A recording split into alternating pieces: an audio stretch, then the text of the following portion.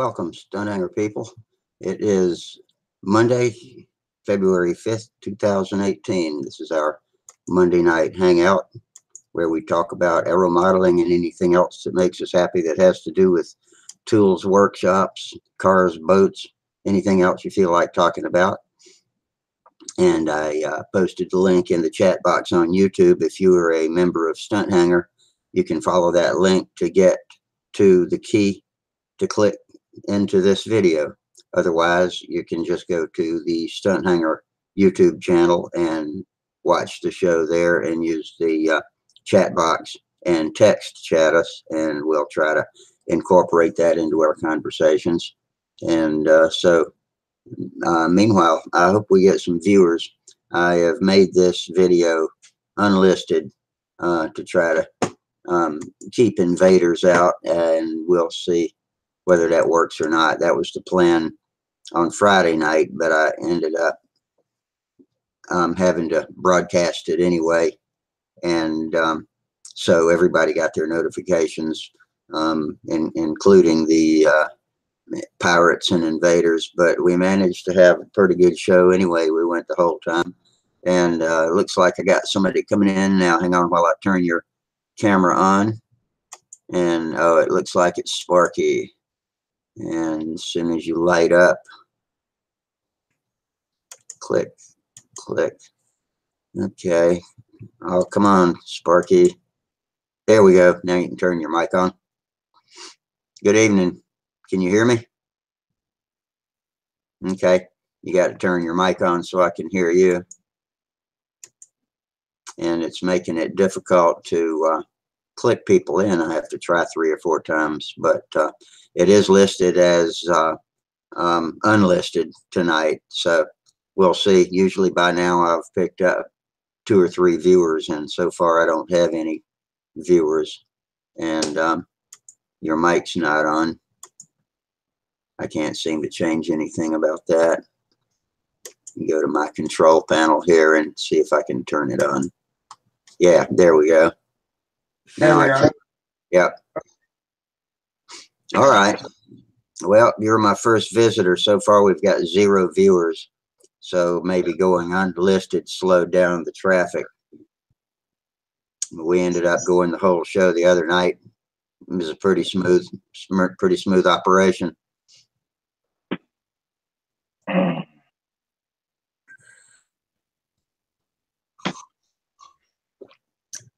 I got to turn you down a little bit. It's rather loud. Am I? Okay. Everything seems about right on this side other than no visitors yet, but we'll hang out and see. I posted a thread in the open forum explaining that we were going unlisted, and here comes Charles Carter. All right. And let me let you in, Charles. There we go. Turn your mic on and you'll be with us. How you doing tonight, Charles? Doing well. Good. How about you? Oh, pretty good. We missed you Friday night. We had a pretty good show, though. Oh, good. So, what'd you do over the weekend? Did some work. Just did some work, make some extra income. Oh, extra income's always nice. Yeah. Always could use that. I stood in front of the window and looked at my workshop out through the cold rain. Oh, man. And then I watched the Super Bowl last night. And I know, well, I don't know, you might be. I know Sparky's not much of a football fan, but NFL dead to me. It was the best damn Super Bowl I've ever watched. I got to tell you, it was a good one. I just saw the highlights on YouTube last night. I didn't see the game. I just in between work, take care of my wife and my flying regiment. You know, I just can't throw in 3 hours of watching the football game too and say, I understand. Tell my kids, I'm sorry, I'm busy. I'm watching the game when I'm telling them so much as it is. I'm sorry, I'm busy. You know. Yeah. Well, that's all right. I understand. There's Jim. But I love football. I love college football. I love the NFL. I haven't watched too much of it though. The last since I've been competing, I think I've seen one Super Bowl game, and I might have seen one other game. I'm trying to let Jim Ballard in here. I can't seem to light him up. Hang on, I gotta open some more controls. Hang on, Jim. I'll be with you. Let me just turn my camera controls off, and you should be able to come in now.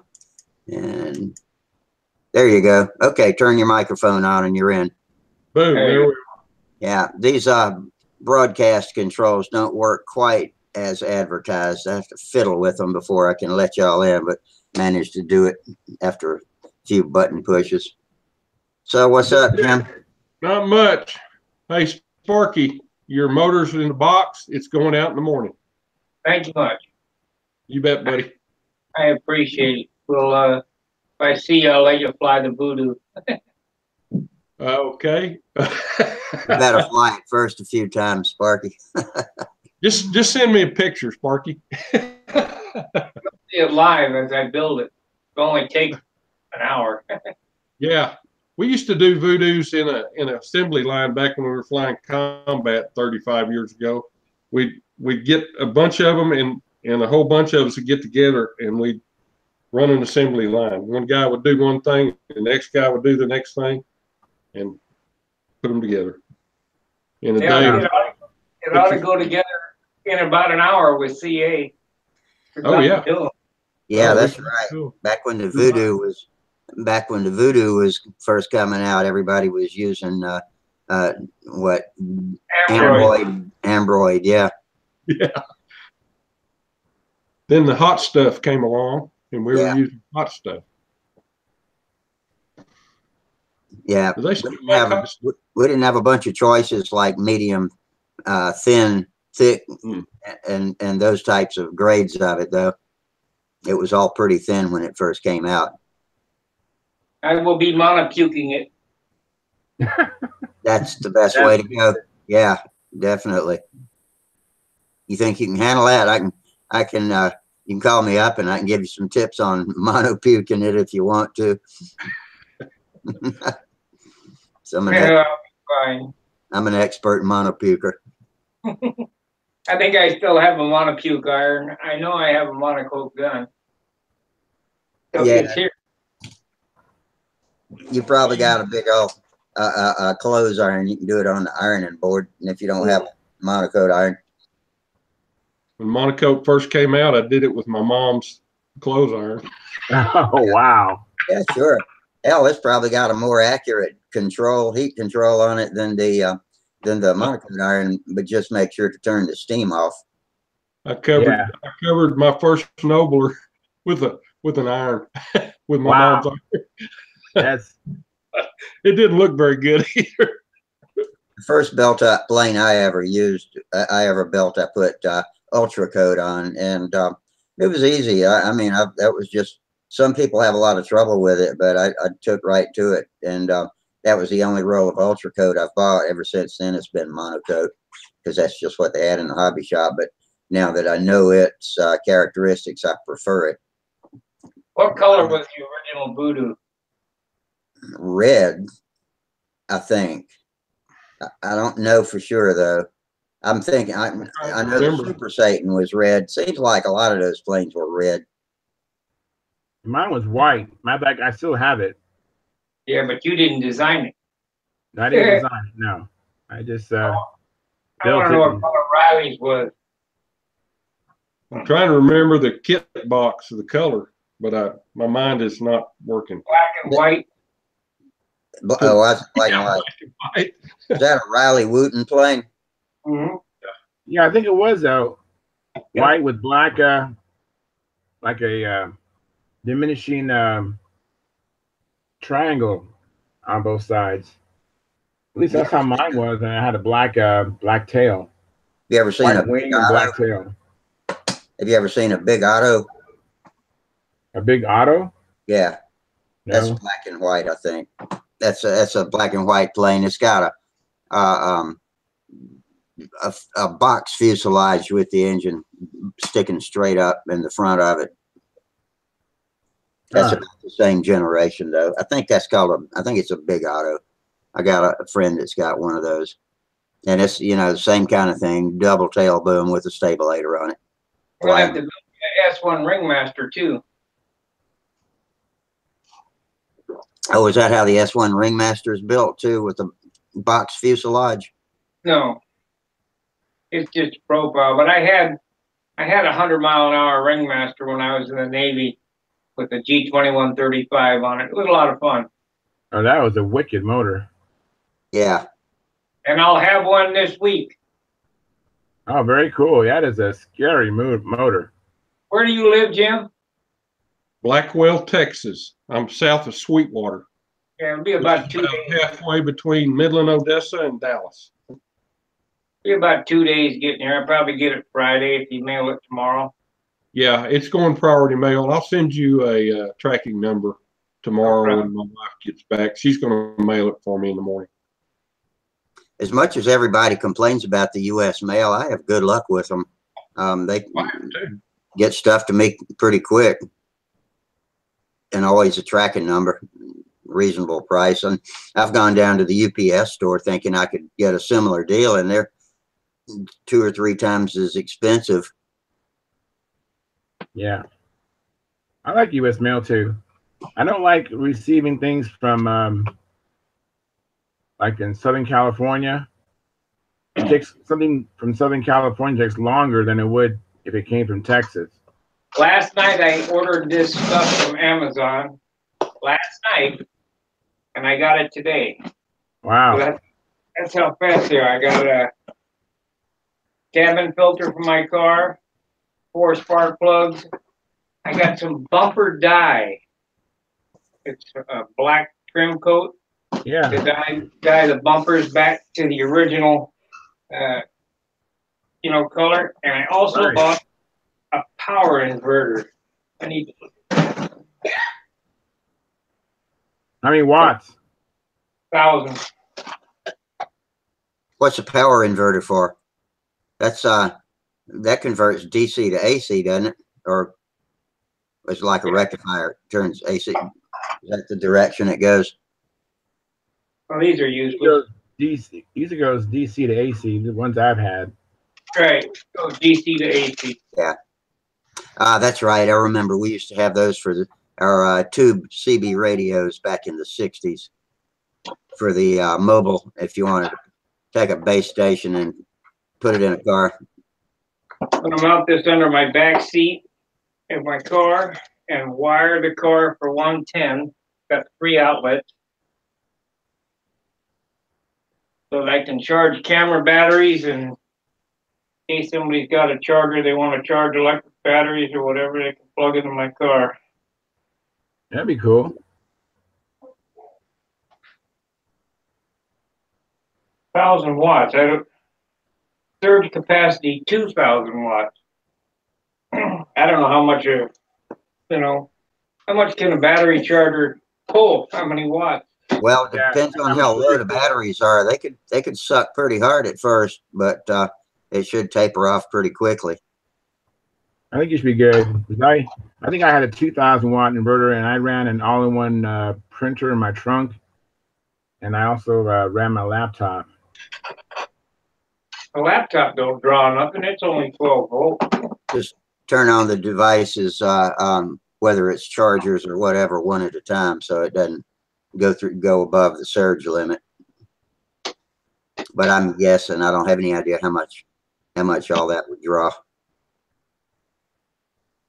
Which is a bitch. I just put new carpet in my car, and I had it all out, and I could have run the wire under the carpet, and I had the seat out, but I didn't have an inverter. I went to Walmart. They didn't have one, so I ended up buying it on Amazon. Yeah, I don't have any AC in my car. My sister's came with it. She bought a Ford, one of the little SUVs, and maybe it's an Escape. I don't remember, but it's got AC outlets in it, and I don't know what kind of power they'll push though. but that's pretty convenient, especially if you got to solder something, you know, and you don't have a butane soldering iron or whatever out at the field. I bought a butane soldering iron just for that reason, in case I'm at the field and I need to solder something, but it's got disappointing power. I was expecting it to be like my 375 watt Weller gun, but it's not even that powerful. If you wanted to do a fuel tank or something, it would be a problem. Oh, hey girl, how you doing? Good. Hugging your dad. Yeah. That's sweet. She said good. She answered you. She said good. She was just talking to my ear. I heard her. You I heard heard it good. come out the other ear. It came out the other ear when she whispered it in. I tried soldering a tank with that butane iron, and it just, all I could do was make cold blobs. So I got the Weller out and fired that sucker up.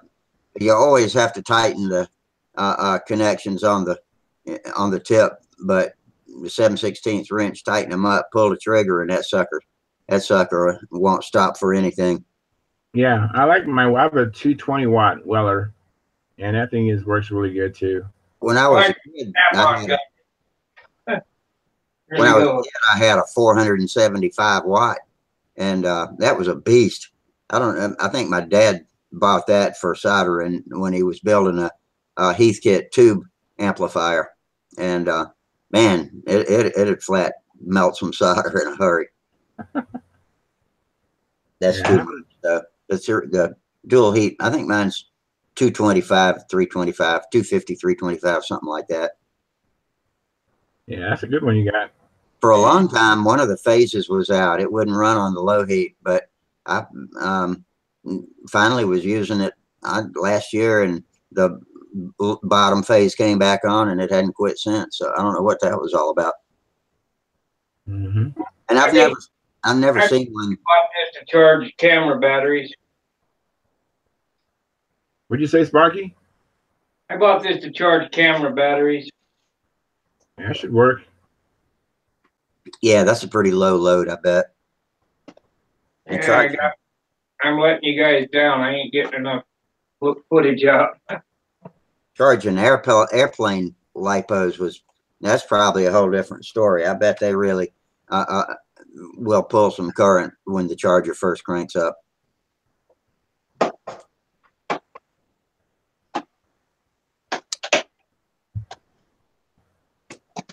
That's out of my skill set, though. I have not learned about airplane batteries and motors. I just hadn't had any need to. I wouldn't mind having one electric plane just to fly. You know, sometimes it's more convenient, but I still don't.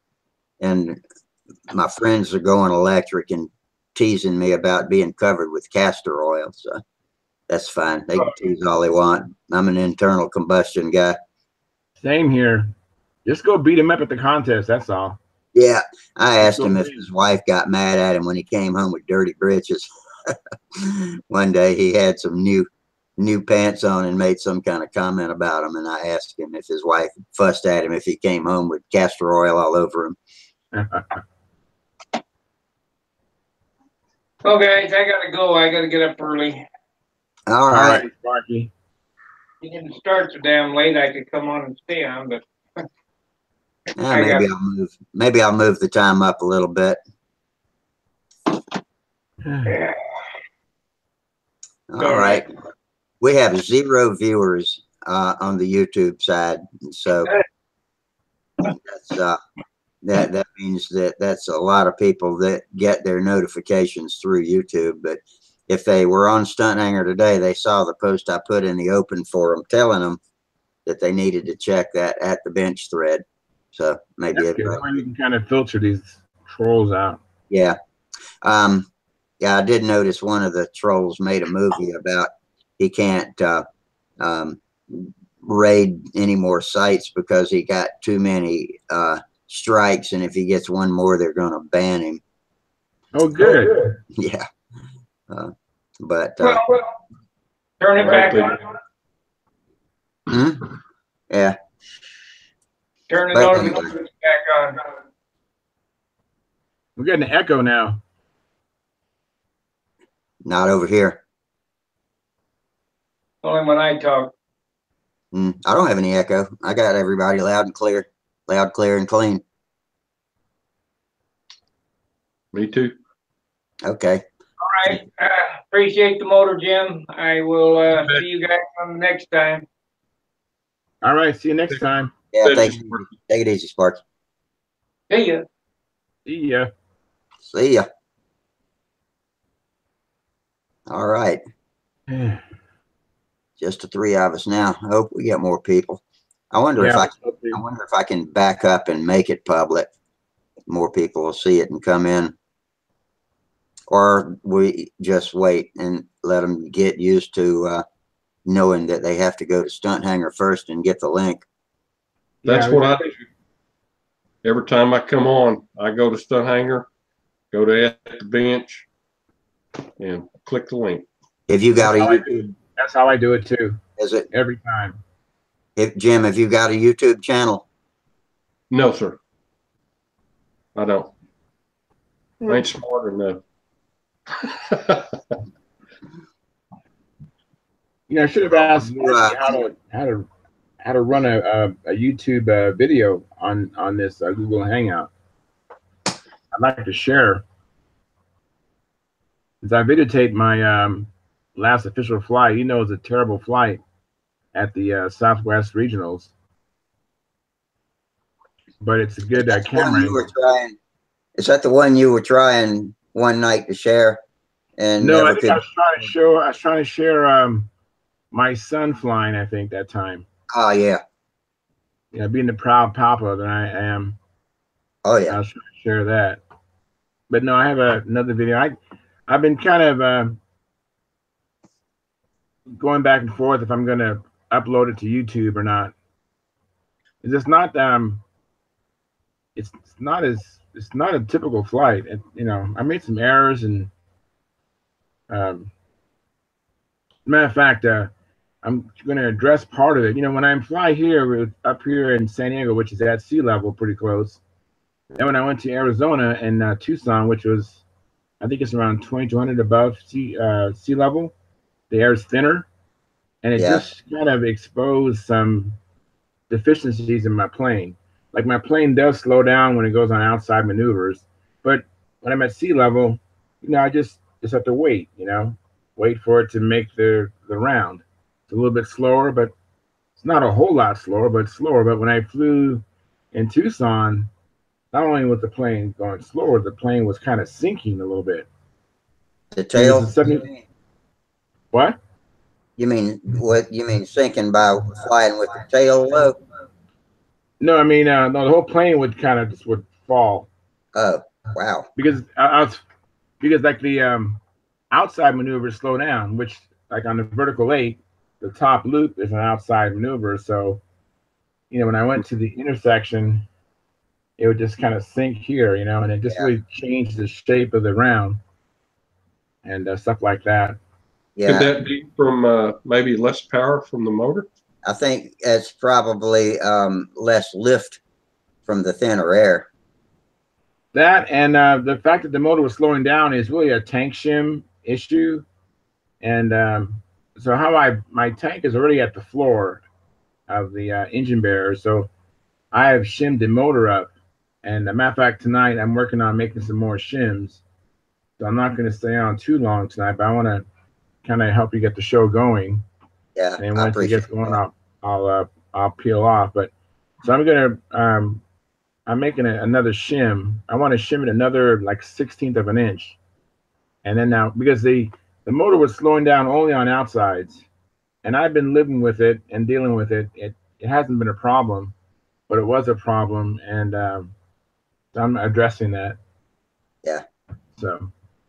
Well, I appreciate you coming on to help me get the show started. Oh, you're welcome, man.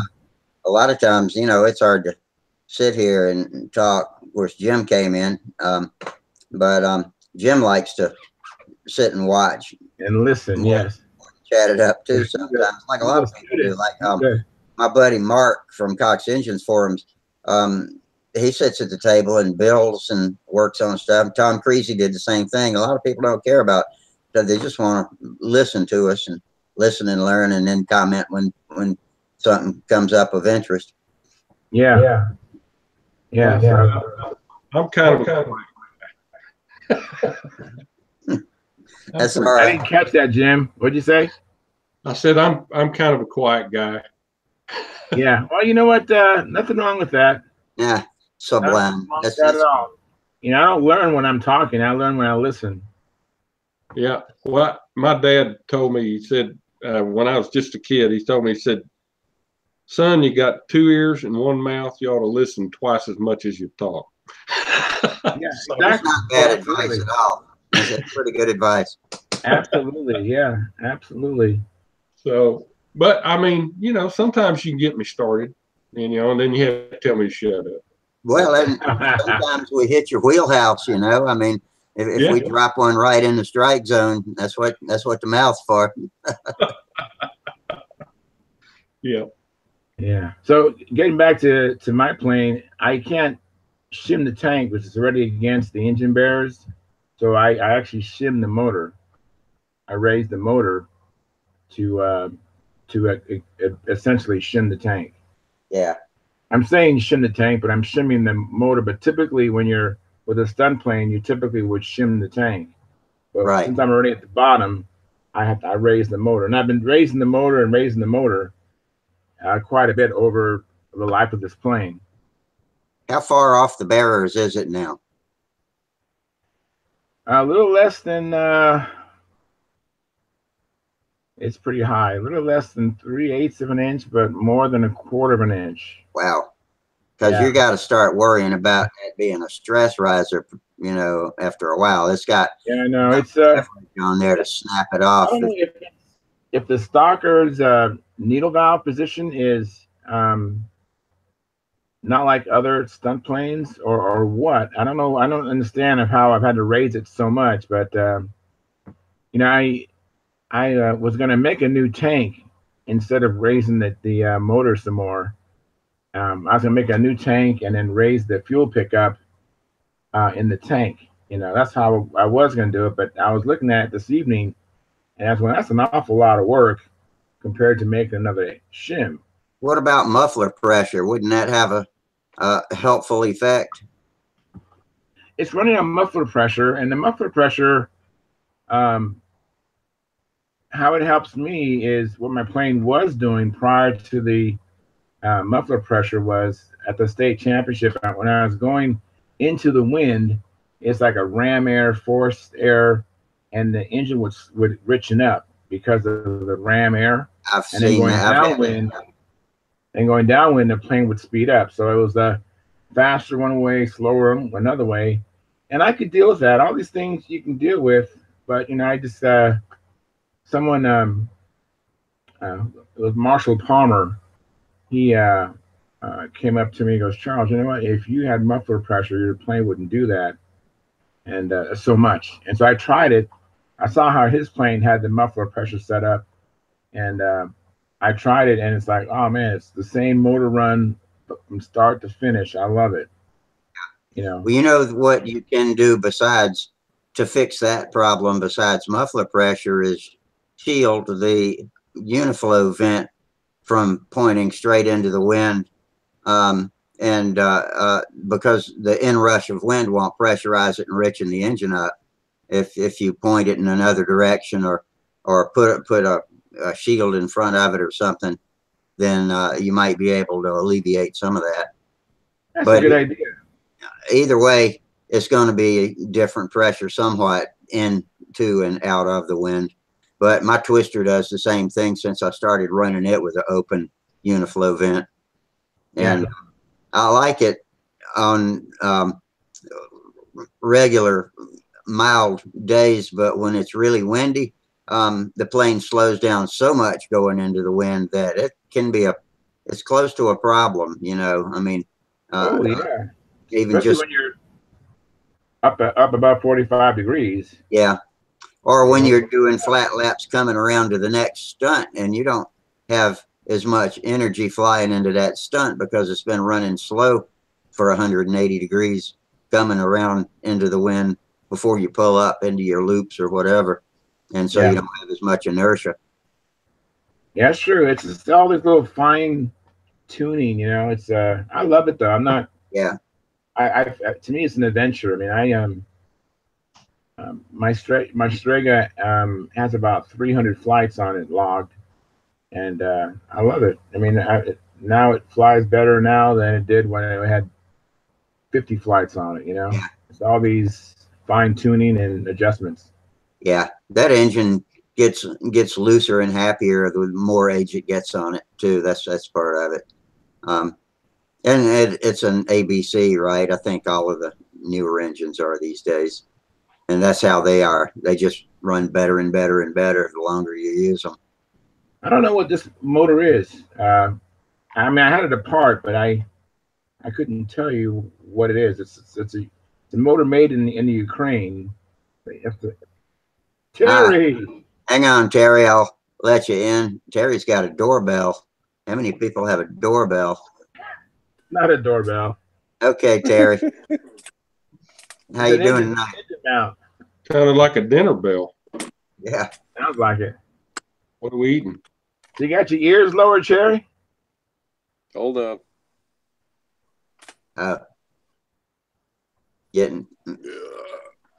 He's got to plug his head in.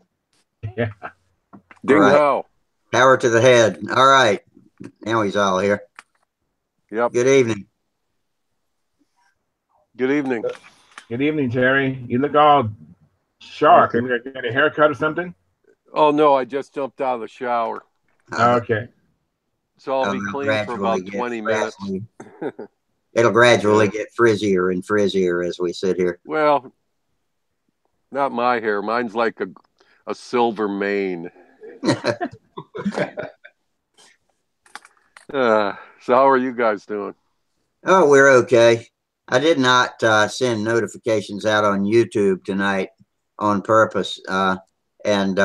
So far, I was worried that anybody else wasn't going to come because they didn't know we were on. But I did post an announcement in the open forum on StuntHangar about where to look and, you know, while we were doing this.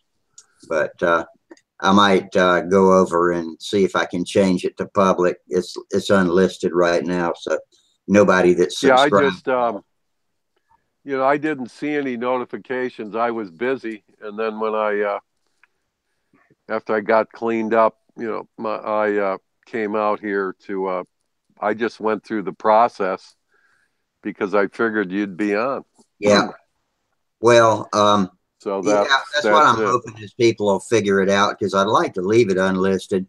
That way the pirates, or rather the trolls, don't know instantly when we come on. So that's my main thinking behind it. I think the guys that are capable of figuring it out are here, and the other ones are lost. Maybe so.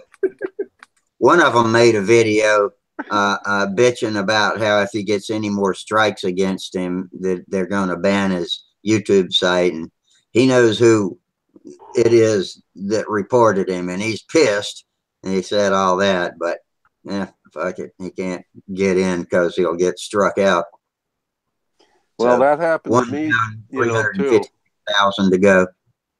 Yeah.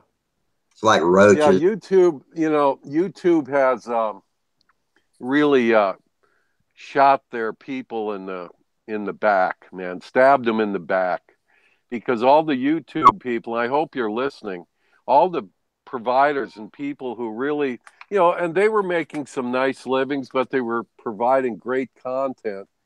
And just because of this recent political upset, they're changing it all, because God forbid that we can have a place where we can share truths with one another. But now they're cutting everybody off at the knees. They'll strike. Listen, my friend with the Duck Channel, they say that his stuff is unfit for viewing. And he appeals it, but they let a week go by. Over 2 million hits or views on his posting, and then they approve it for monetization. What kind of channel did you say it was? He raises ducks. It's called 50 Ducks in a Hot Tub.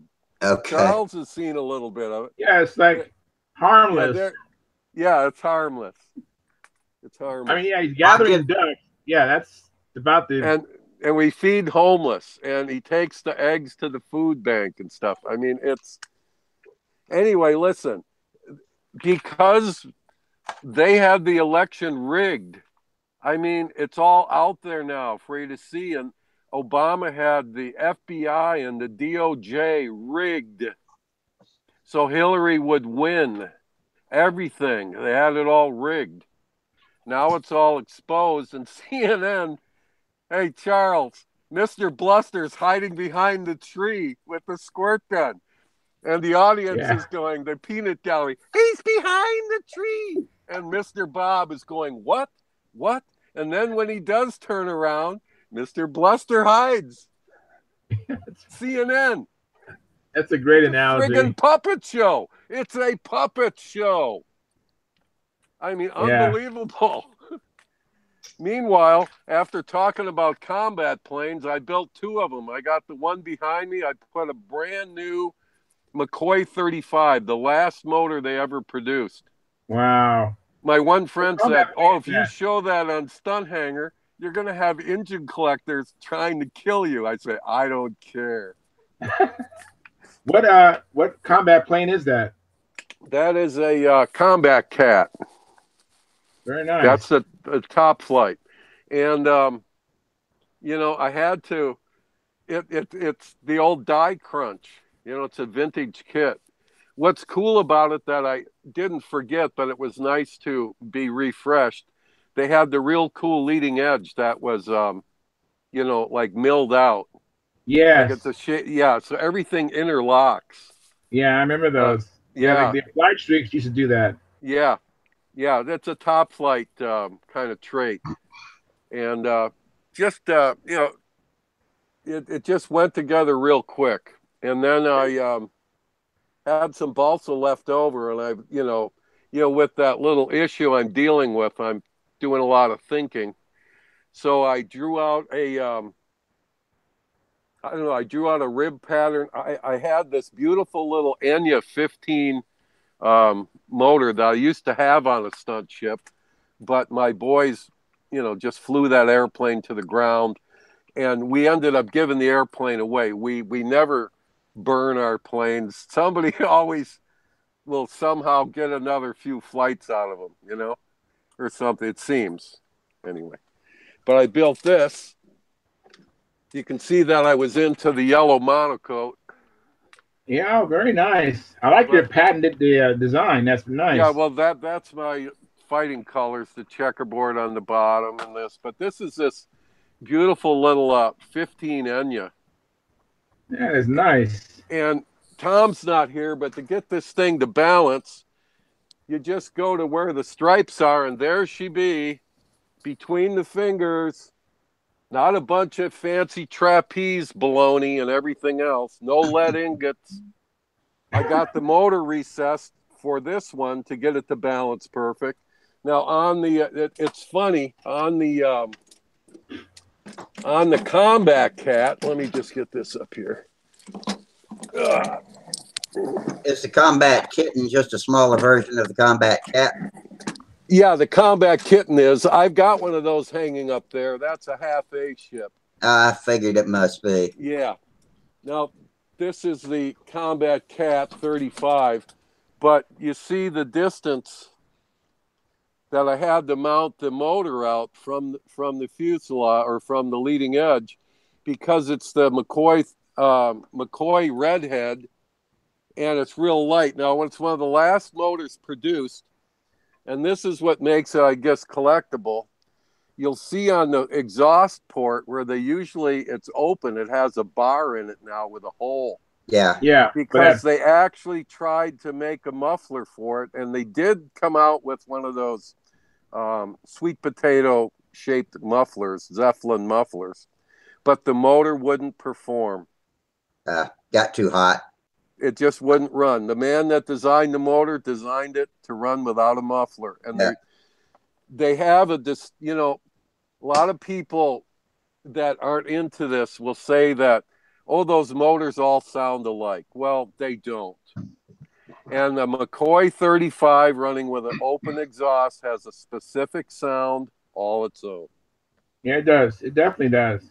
And last time I had my other one, I have a Voodoo with an old 35, and that one's hanging over there. I've showed you that one. Yeah. My son said, listen, why don't you go into those kits and throw together another one? I'll fly with you.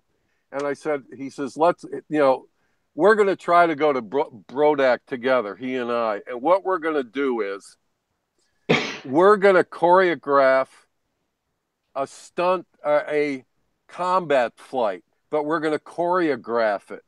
Oh, very cool. Where we each get ahead and we're going to use the videotape, and to people walking up, it's going to look like really cool combat, because you were telling me about the match you saw, and I started reminiscing with some friends, and a friend was able to run some 8mm and Super 8, and we were on FaceTiming watching, you know, it was no sound, but we were watching it, and here we are, young kids. Very, very cool. Flying that stuff. And some of those slow combat matches are just legendary. They're so much fun. Yeah. So that's what we're going to do. And for somebody walking up to us at Brodak, we'll just do it for a demonstration. They'll think we're flying combat, but we're going to do it. It's sort of like professional wrestling. The wrestling's fake, but the checks are real. Yeah. That's what they told Mike Tyson, right? Anyway, funny. Yeah. So anyway, that's the game plan. But I'm telling you, they that plane with the motor is just a hair over 20 ounces. Wow. Everything. Pretty nice. That's Everything. Pretty nice. And I upgraded. I shear webbed the wing. Oh, very good. Yeah, I started doing that on all of them, and then I replaced the nylon control horn. They come with the wood ones. Oh yeah. Yeah. Yeah, those, and they become delaminated in those old kits. Yeah, you can't go that route. And then you need a pad underneath it to like thin plywood to put the stress out to the trailing edge of the elevator. But yeah, that's it, man. But that, you know, Sparky's right. The longest part was I epoxied the motor mounts together after I cut the wood down that goes between it, so it just fit the motor mount perfect. While that was curing, I used 30-minute Z-epoxy. I built the entire plane. And I actually had to wait for the epoxy to go off. The plane was ready, sanded, ready to put the motor mount in, and then, of course, sheet over the that area with the bell crank and stuff. I mean, they just go together so quick. Yeah. I just love how you use spinners. I think that is so cool. Yeah, the club I was fortunate to have fly down by my house, from the very beginning, they had one of those inertia starters. And it was this molded aluminum device, like in a case, because I remember we had to take it apart and put new bearings in it. I helped them with it. But it had a weight in it, and you'd crank it, and the weight would spin, and it spun the starter, and you just bring your plane up and push it into it. That's pretty slick. Yeah, it was a kinetic starter. And as far as I know, they still have it up there. I've seen the speed guys do that at the speed circle. They had one, and that's it. Stick it in there. Yeah. Yeah, it's on like 3 legs or 4 legs that metal legs that stick in the ground. Yeah. Pretty good size contraption. Yeah, it's heavy. Yeah. It's got a big like a flywheel in it. Flywheel weight, yeah. But I don't begin to tell you that I can fly that fast combat stuff, because there's no way. But this stuff here, I love it. I just love it.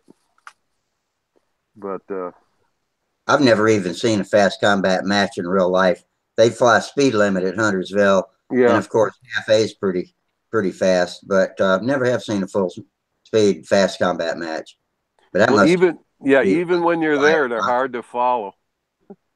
Yeah, like flying rockets. Yeah.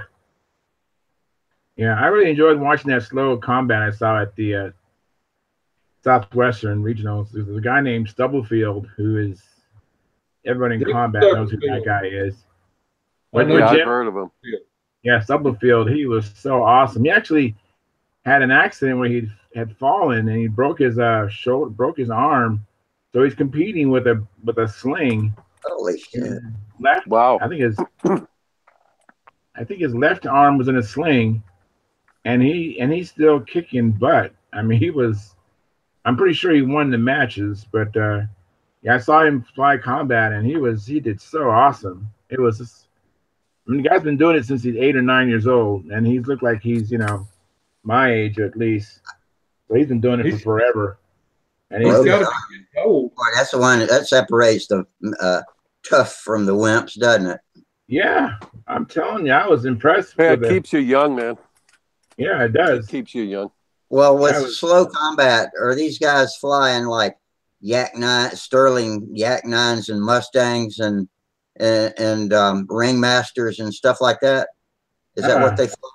Not the ones I saw. No, they were like FIA planes. They just set them up so they won't go faster than 70 or whatever it is, 80 or whatever it is. Yeah. Yeah, they slow just combat used to have. We used to fly it with flight streaks. Exactly. Yeah. Yeah, when I saw it, they weren't flight streaks. They were like the European style combat ships. Yeah. Do any of you guys remember the Count Clipper? It was a Midwest kit.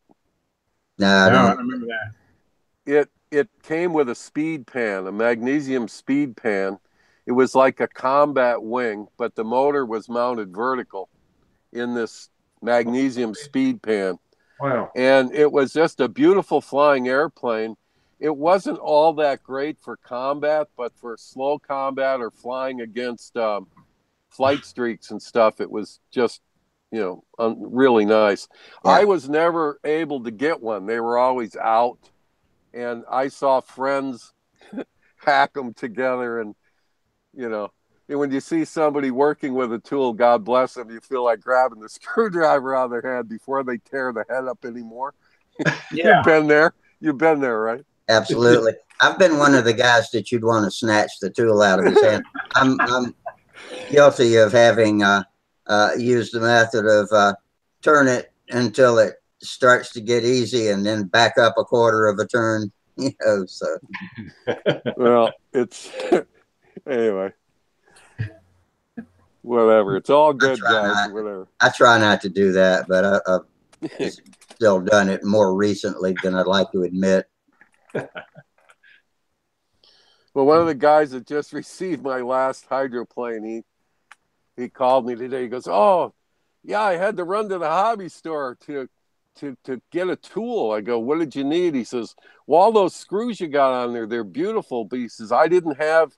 He said, "I got tired of turning my little Allen wrench." I go, "Oh no, you got to get a set of ball drivers." Oh yeah, I got a brand new set. Yeah, because that's all the screws I use now.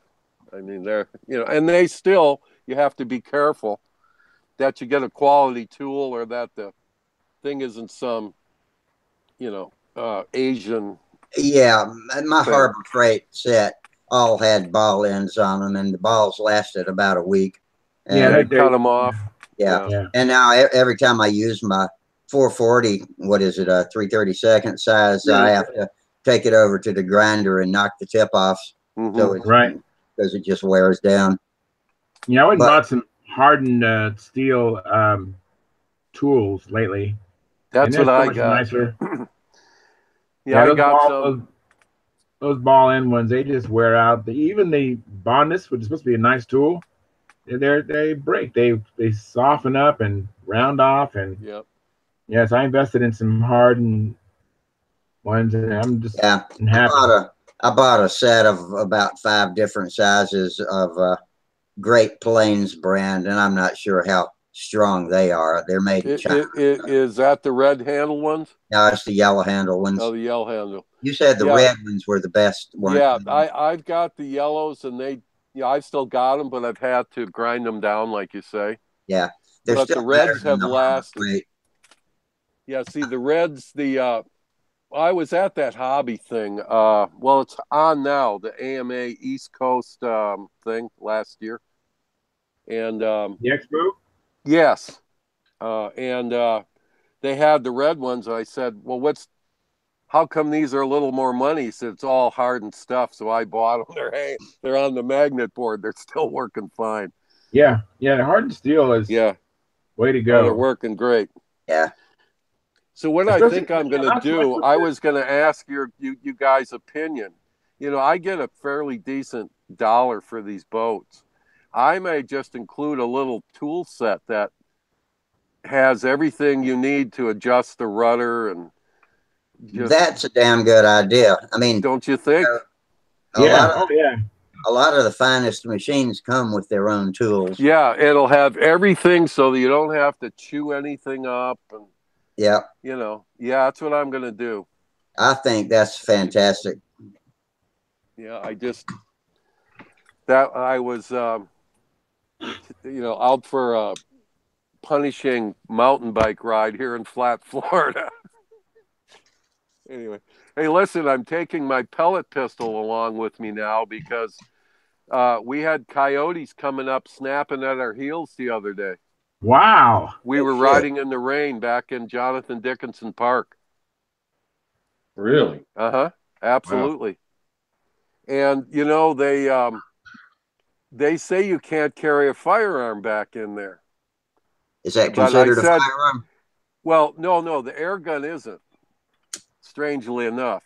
But just recently, I was reading in the newest NRA magazine that came, I think, Friday, and it said that this judge just ruled the new guy that Trump appointed, the new gray-haired guy. I can't think of his name. Sorry, sir, Your Honor. I don't know your name.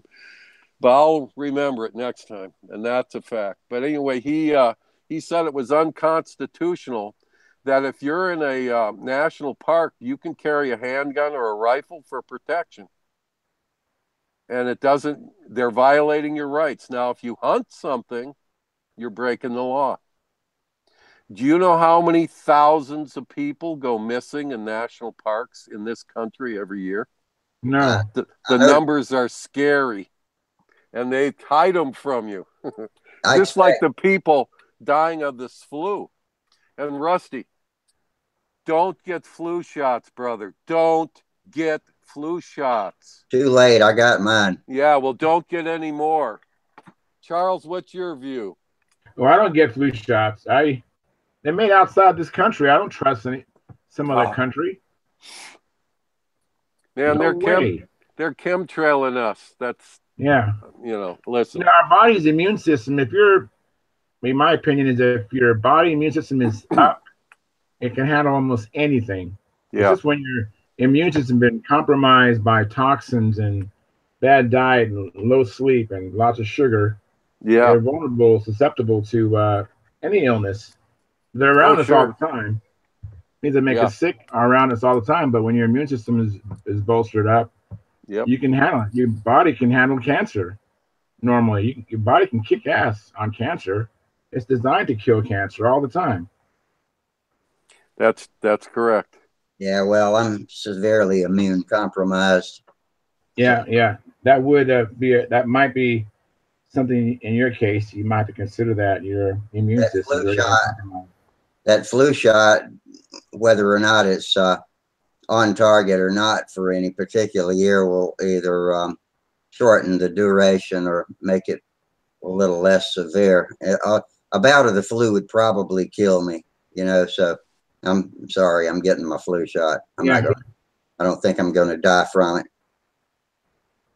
But I understand you're entitled, to not get it. Well, Well, all I can say is truth bears investigation. And I think if you look at the numbers, you're going to see the majority of the deaths that are going unreported are people who had flu shots. That's where I'll close up. All right. Okay? Now we're all clear and everything's good. And I'm inviting you to come down here and thaw out, because I'm going to have 2 of these planes ready. And we're flying these on 70-foot wires, and they love it, on these 35s, and they're slow, and they get vertical, and maybe they get a little light up there, but they fly right through it. Yeah. No problem. Yeah. Just don't 20-ounce bleed all your airplane energy before you pull into it, and it'll go. Yep. Yeah, And, 20 I ounces can't wait. on 70-foot lines should be no problem at all Yeah. with a 35. And this new one over here, when I was drawing it out, my wife said, how are you figuring that out? And I just, I did one, not quite one of the Sparkies, but close, because it's a combat ship. And then when I got to the wingtips, I didn't want to do the carving or I like the wingtip on the combat cat. So I basically have a scaled down voodoo with combat cat tips. Yeah, those tips do look nice. I mean, I'm admiring it just right behind you. So anyway, we'll get some video.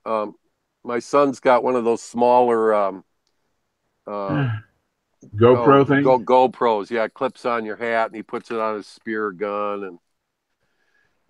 And we've got scope cams now too, so I guess we're getting real sophisticated. Oh, really? Sophisticated. Scope cams. That's cool. Yeah. It didn't occur. Yeah, he got a scope cam. All right. Well, the hog problem here is bad. It's really bad. And the coyotes can't even get to them. They're so protective. They were out. A man showed me a video. Of course, everybody's got video because it's on your cell phones. Yeah, right. Last night, there was probably 40 to 50 hogs in the center of this golf course. Wow. With maybe 30 coyotes circling him, yipping and barking, trying to go in and pick up something to eat from this big group of hogs. And all the males and young males were all on the outside. And I've never heard such jaw snapping as I heard on this video. Oh, man. And unless you've heard it, I don't know. I mean, unbelievable. So the jaw snapping, was it the hogs or was it the it's the coyotes? hogs. No, it's the hogs. Oh, boy. Yeah, I bet that is scary sounding. Because, I mean, how much does a hog have weight-wise over a coyote? They got to weigh. They're way bigger. Yeah. They're way bigger. That's why they grab the little ones mostly. And, this one lady says, they grab the sick ones. I've never seen them go for a sick one. And when we're riding in the woods and we're off exploring and stuff, like when we see where there's a blood drag, where something's been dragged, and you can see, because these things are pack animals, and you can see when they catch something, they're all ripping at it. And we see these when we're riding our bike down these trails. So we get off and I explore. And all that we're finding is juvenile jaws and stuff, because these coyotes eat everything. They eat the bones, they eat everything. And they're just killing the little ones. But they've literally wiped out the deer in there. There's no more deer. They're gone. Mm. Yeah, that's sad. That's sad. Yeah. See, the deer, if coyotes, like if you've got more than 3 and they surround a dog, they're going to take your dog out. I don't give a shit if you've got a pit bull. They're going to eventually take your dog out. They'll keep nipping at his hind leg or grabbing his. I'm telling you, they're pack animals. They just wear them down, I guess. Yep. And start snipping at their back legs to cut those tendons and cripple them up. Then they kill them. I'm telling you, they've wiped out all. We had a pretty good flock of feral cats around here, and this lady up the road, this wealthy lady, everybody said she fed the cats, and her cleaning lady and her maid would say no, but I'd see her in the grocery store with a cart just full of cat food.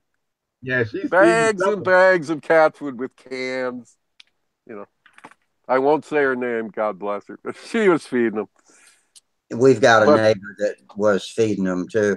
Yeah, we started all right. trapping them and taking them to have them neutered. Mm-hmm. And then they release back into the same area and just die by attrition. Well, shit, I'll ship you some coyotes that'll take care of them real quick. Thanks anyway. Yeah. You'll pass on that, Rusty? Yeah, he'll pass. Yeah. Anyway, the hogs are extremely tasty. I think we covered that in one of the last things. Yeah. Yep. But we don't use, you know, I do have a Barrett crossbow and I love it, but we're using an AR-15 platform, shooting a 300 Blackout, which is an AR-15 cartridge that's cut down to neck up a 30 caliber bullet. I wondered what that was. You mentioned it the other night. Yeah, and it's called the 300 Blackout, and we shoot subsonic, of course, suppressed, so it's very quiet and very accurate. You know, good up to about 300 yards. You know, there's guys on YouTube that say it's further, but you know, and you can take anything from a medium-sized game like a deer or maybe sheep down to, you know, all the smaller stuff. A 30 caliber bullet, you know, that's a good sized bullet. It has, you know, 300 yards. That's a pretty good distance. Yeah. Well, you know, the new Ruger precision rifle, I happened to get one of those for Christmas in 6.5 Creedmoor. Yeah. Yeah. I think it's beautiful. Well, at the SHOT Show this past week, they introduced their 22 rimfire version, and it's a miniaturized rifle. And with 22 long rifle match ammunition, they're getting 3/4 inch at 300 yards. Wow. 300 yards. Now, I'm telling you, they're using a Ranson rest, like a Ranson rifle rest, where the rifle is being held very still by a fixture. All they do is touch the trigger. Yeah, that's it. Yeah, just so we're clear. I don't want to give anybody any fault. I mean, that's the way they all do it when they tell you what their rifles print. Subsonic rounds are more accurate than supersonic rounds. Oh, there's no question. Yep. A little longer to get there, but, you know. Way more accurate. Yep, and we've got scopes now that are my son's latest rifle is a Savage in 7.62 by 3.9, and it's suppressed. It's a bolt action. And or is it a Ruger? No, excuse me. It's the Ruger took the place of the Ranch rifle. That's what it is. It's not the Savage. It's a Ruger. And it's in 7.62 by 3.9, which is pennies to shoot. Just pennies. That's a 308, right? Well, it's an AK round, but it is a 30 caliber. They're all 30 caliber within a millimeter or so. Yeah. Yep. Hey, Terry, I actually am working on my plane, but I wanted to help Rusty get the show started. But I can try to catch up with you later. But I want to go flying tomorrow, and I need to work on my plane to go flying tomorrow. What's your task tonight? You tuning or just maintenance? I'm going to shim the motor up some more. Oh yeah. I was telling the other guys, it's easy, especially after you show me how to make those shims. So, but mine aren't ringing any bells like yours are. But wasn't it harder before? Oh man, yeah, it was frustrating. But once you learn that little trick, it's just easy peasy, man. And you're going to get it the same way every time. That's the secret. I know. Consistency. Exactly. So I'll hit you guys back later. All right. Yeah. Thanks for helping me get kicked off, Charles. And hope you good luck flying tomorrow. Good to Thank see Have you, fun, Charles. man. Good to see you guys too. Bye-bye. Yep, have fun. Well, I'm Yep. looking forward to having a flying plan soon. You At know, least- the one, my one friend who had recently passed away, he had a stroke back, that was years ago, and he had quite a large piece of property we used to fly in, and what we did, we went out there and we sunk a piece of PVC in an 8-gallon bucket with concrete. We went out to the field and we buried it in the center and put a fluorescent colored PVC cap over it. And this pipe fit one of those banister size dowels, poles, you know, for closet rail or right. banister. Yeah. And, Yeah, about 2 inches, 2.5 inches, something like yeah. that. And we just had, actually, my friend, when we made it for him, all that we had just the pole so he could put his hand out and balance on it.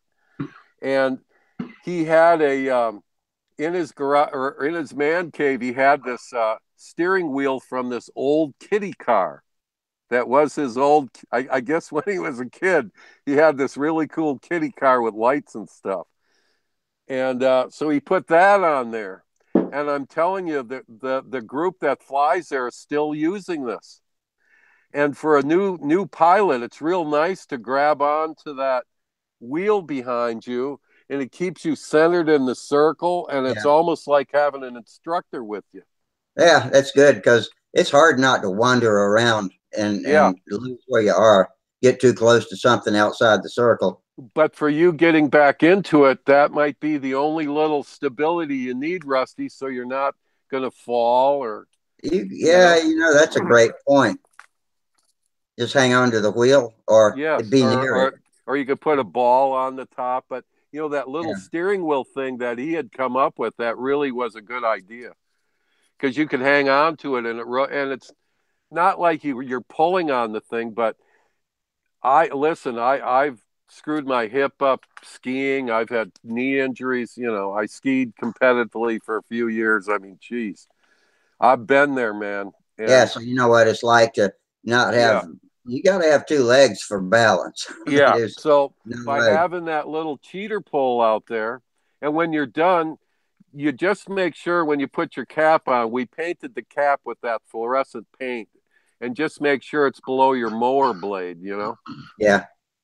And, you know, that may give you the little stability, because you could get back on your half-A planes. Those videos, you know, I loved those videos you had put out a couple of years ago with that was just fantastic. I used to love making those. Well, those are really good. I still watch them. Once in a while I go back and watch myself fly too, all winter long. I watched that little Satan flight I did at half-A day back in 2016, I think. I got a standing ovation for that one. That was the only flight I've ever gotten an ovation for. Well, hey, that's cool. I love it. I've never had one of those.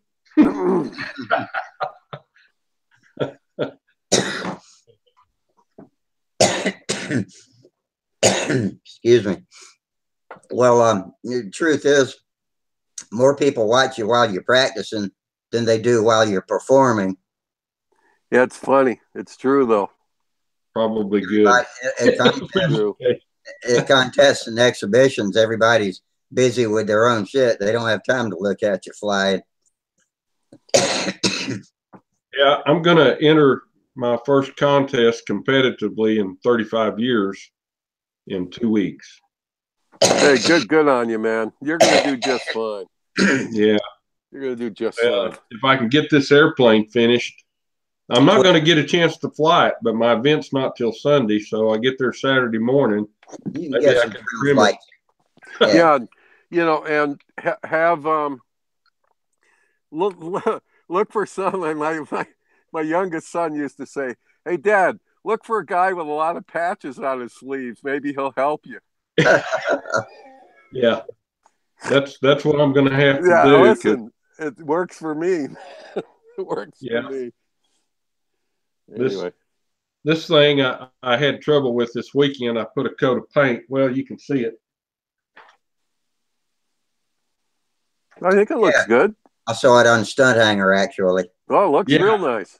Well, hang on, hold it back up. Let me lock on to you, Jim. Let's have a peek at it. It looks really good, man. It looks really dull. That's because I made a mistake when I painted it, and I had to sand it down. Well, that's okay. We'll hit it with a little luster coat or something, and it'll look just like it was glossy paint. What kind of paint is that? This is enamel, and I had it primed and sanded, and I hit it with a couple of coats of the red enamel, and it was beautiful. It was gorgeous.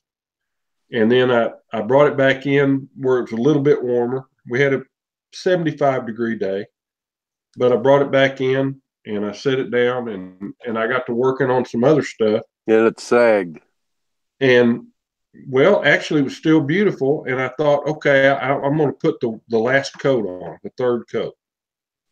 And so I went back out there, and I guess I waited too long. And when I sprayed that third coat on there, the window wrinkled is like within 2 hours, or if you don't get that, you got to wait 2 days. Yeah, I got it wrinkled up on you. I waited over 2 hours, and it sagged, so I had to. It wrinkled, so I had to sand all the wrinkle off. Yeah. So, but it said 2 hours, within 2 hours, or wait 48 hours. Yeah. Yep. So now it's been over 48 hours. So tomorrow, if we get a reasonably warm day, I'll go out and put that final coat on, and then I'll let it set for another 48 hours, and then I'll put my 2K clear on. Warm the paint up. Yeah, warm the paint. That was yes. That's what I did. I put it in a sink with hot water, and I'd set the can down in it, and then I'd pick it up and shake it, and then set it back down in there, and pick it up and shake it. I use a washcloth that I nuke. Just nuke a washcloth. You can wrap it around it and take it out to the shop with you. Yeah. Listen, anything. I told you guys about. He's not listening tonight, but he. When I got up to his house here, that was last summer. We were on the way to Oshkosh. He lives in Kenosha, and he flies a lot. He has videos out there. I won't mention them. So we get in, and my buddy says we're staying at his house. And my buddy says, go in his kitchen and look at the artwork on the ceiling. He had 3 cans of luster coat and a pan on the sink or on the stove, and all 3 blew. And they blew the paint. In fact, the lids went through stuck into the drywall in the ceiling. And what he did, there was still paint in the can, so he got brushes and he put them on like sticks, and he made starbursts on the ceiling. He's real artistic. He says, "Oh, honey, look what I did to the ceiling." She likes it. She doesn't know what happened. Thank goodness. Isn't that funny? Yeah. I've probably been closer to that than I want to know, because I strapped mine to the front of my space heater. Yeah, you don't want to do that. If it's too hot for your hands, it's too hot. That's why I use the washcloth. Wrap it and shake it. Then if it blows up, you only lose your hands. Yeah, just don't look down. Don't look down the barrel. Yeah, I'm teasing.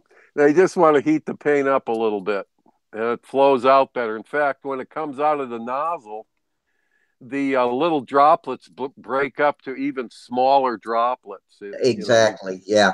And a lot of people, that's people's biggest complaint with luster coat. Now, I only use the clear, but they complain about spittle coming out of it. Yeah.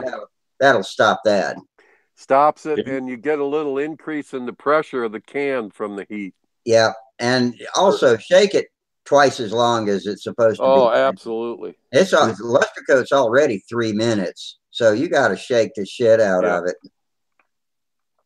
Well, you haven't been able to get luster coat. I mean, Tower's been out of it. From what I understand, Top Flight was having trouble getting it manufactured with all the regulation changes. Now, Trump has canceled a lot of that stuff, so hopefully things will start flowing again. Maybe so. That company's in big trouble, though. Yeah, no, I know it. Chapter 11. That's because that's there's more to it. There's more to it. I'm sure. Yeah, there's more to it. Yeah. There are people that don't want people flying any kind of drones or anything. Well, anyway, supposedly in Iran, they're buying lots of these DJI drones that are putting smart bombs on them. Okay. Yeah, drones have pretty good lifting capability. Yep. And that's going to put an end to all of it. DJI Phantom or yeah. Well, my son's Phantom got the 2 or latest Phantom one, 4. and he's got the Phantom 4. He just got it. He uses it for business. Plus, he uses it when they're out fishing, and he took the insurance out on it. But I mean, he had just got it. Now he's had some experience with a couple other ones he had, and he sold those. But we were going out the inlet, and I would have been worried about it, but it followed us for 20 minutes, taking perfect video. Then when we hit some fish, he had it hover over the fish, and then he hit the comeback and it landed on the deck. On the moving deck. That's pretty. On a 31-foot open fisherman with triples. Yeah. And I don't know it by heart. It's on my phone, but I'm using the new X phone now, so I can't go into it. But I could send you the link to some of their videos. Do you like free diving? Somebody sent me a link to some DJI drone video. Yeah, that was me. Yeah, they free dive and they use teasers and chum to bring the bull sharks up, because then the cobia come with them. Then they shoot the cobia. And I grill it. I drive the boat and grill. I don't free dive anymore. I mean, I snorkel, but I don't free dive. I don't go down. You cut the cobia into steaks. Is that what you do? Yeah, well, you can, but we fillet them, and then you need pliers to pull out those that one row of bones. They're real good. I like mine blackened. I inherited this flat griddle that I put on my burner on my grill. Of course, you get that thing hot, so when you put water on it, the water just dances around. Then drench your fish with butter and your blackened and seasoning, and throw it on. Is that cobia? Is that dark red meat like a? No. It's kind of a no. It's translucent, has a little dark veinage in it, a little bit like a walleye. Oh. Very clean, nice tasting. My favorite fish is a hogfish. That is my absolute favorite. I like dolphin too. I used to be a real mahi fan, but if I had to choose, I could live on hogfish. They're just the best tasting. You mentioning those the other night, and I didn't know what you were talking about until you. Well, I don't know if you can get them. You might be able to find them in restaurants up there. We have them in restaurants here. I believe all the hogfish are speared. Maybe they're long line, but you don't catch them much on a rod and reel. You have to go down and hunt them. And they're kind of an ugly fish. They have real big lips and stuff, and real neat finnage, though. I'll get I have one that's mounted in the house. I'll bring out. Yeah. Next time. Yeah. But hopefully I'll be moving shortly, and we'll have a couple guest rooms, and we can get multiple people down at once. My buddy up in well, actually he's not in Huntersville, he's in South Carolina, but Watt Moore has a pilot's bunkhouse above his workshop, and he's got about 15 bunks up there. Middlesex modelers just joined us. Let me let them in. Hang on, and let's see who this is. Anybody with a name like that's got to be friendly. Hang on, Middlesex. I'll let you in just a second. There you go. All right. Who have we got here?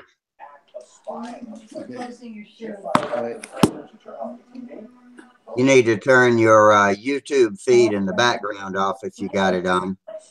I see a picture of a flying field.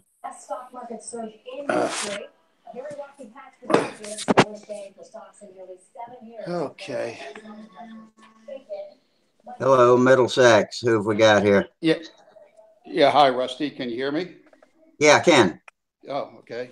I don't see you, but that's okay. I think I got to enable my camera. Okay. Let me.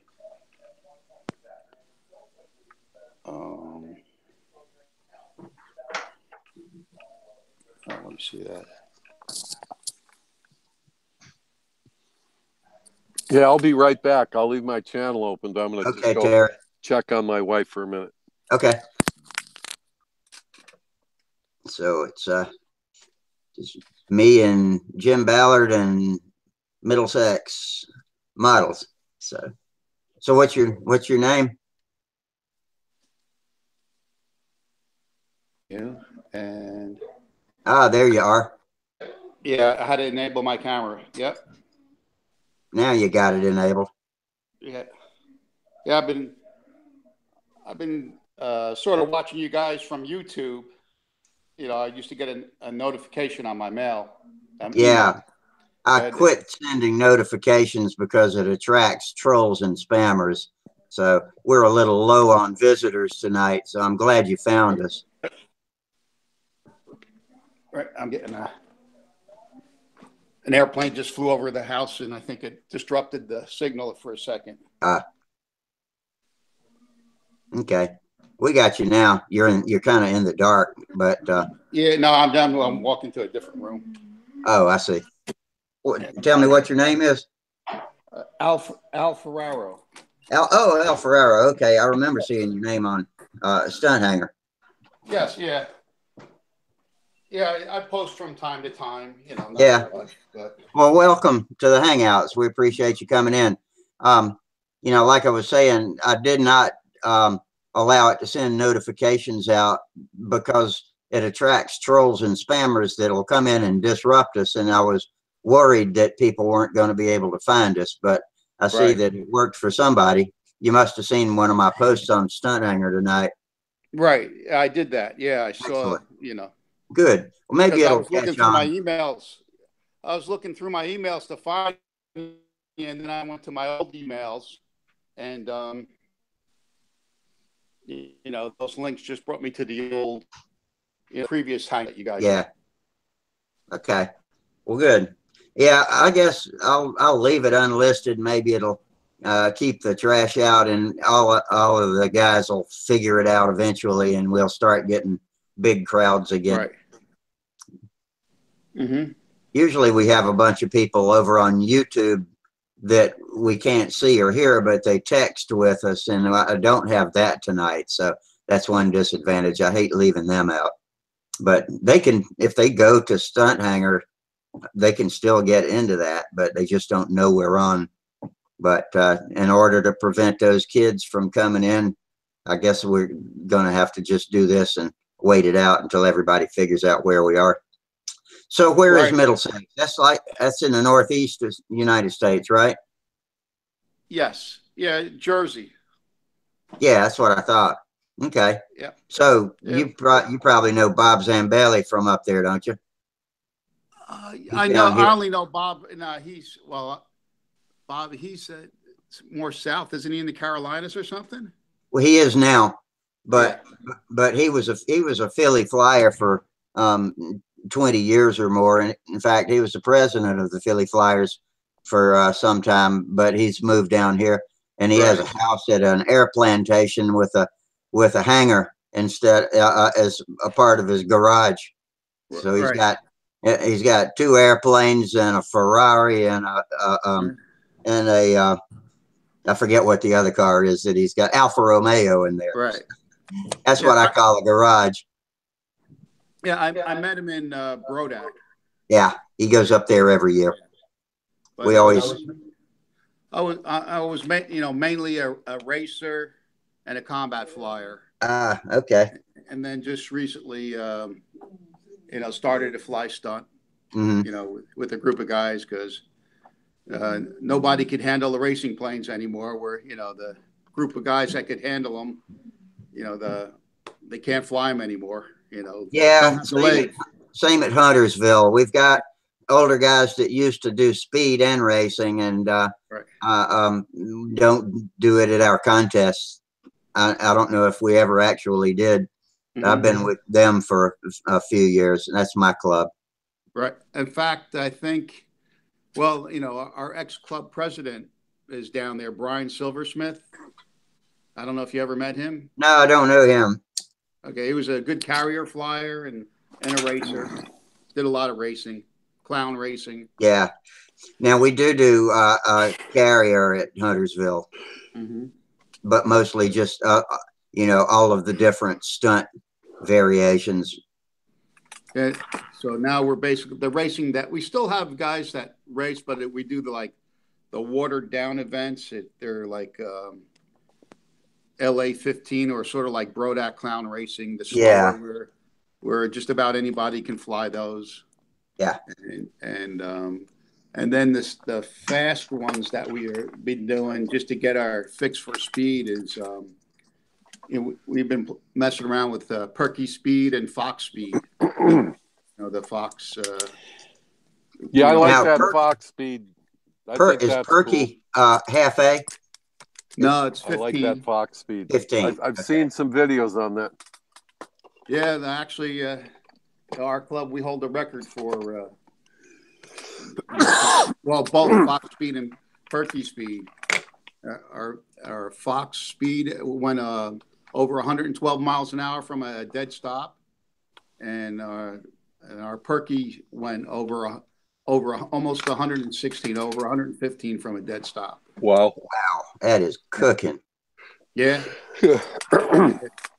And the Fox Speed engine, the exterior is stock, but you know we modified the internals. Yeah. You know, with a different piston and liner, and I use actually a Randy Smith Hydroplane crank in mine that's retimed. We retime it, you know, for higher RPM, more power. It's just, I love engines, so you know. Has that Hydroplane crank got a different metallurgy than the stock crank too? I'm sure it does. It's made by Henry Nelson, so he's yeah. You know, yeah, his stuff is top shelf stuff. Yeah, it's probably, you know, it's quality metal. It's the counterweight's redesigned and stuff like that. And then and as for a piston and liner, I got a piston and liner from Brian Gardner. He made parts for our 36X BBs, and the parts are interchangeable. You can swap it out, you know, if you get the right connecting rod. You had to make a custom connector. So, and then, Jim, what kind of engine was that Sparky bought from you? Was that a 36?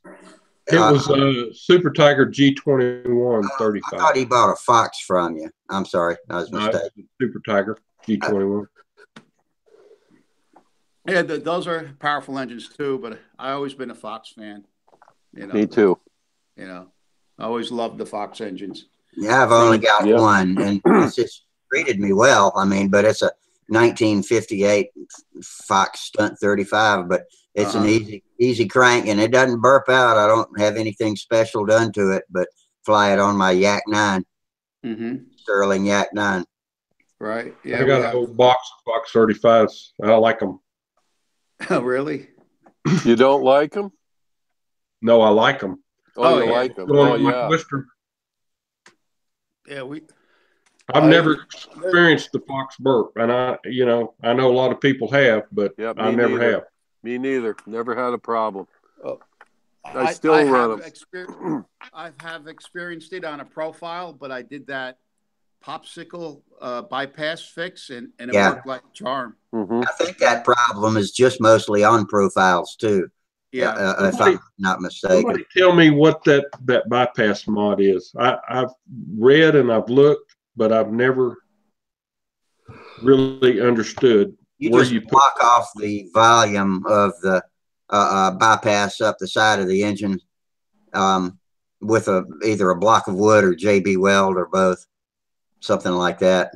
And I guess what I think is happening is when it's wide open like it's manufactured, it lets enough fuel get up top into the combustion chamber and wet the plug. Is that what's happening? Yeah, I guess it gathers up, it puddles up, and it's, I forget what, I think it's an outside loop. It'll burp. It'll flood the plug. And no matter what kind of plug you put in there, it just hiccups like that. But I've seen guys, like Dan Banjak, fly one with a burp, and he just flies right through it. Yeah. Thing like coughs, you think it's out, and it comes back. But yeah, Dan's fearless. Yeah, but when you put the popsicle stick in there, I guess it closes down the volume of the chamber. It's more velocity, and it really works. It's amazing. Yeah.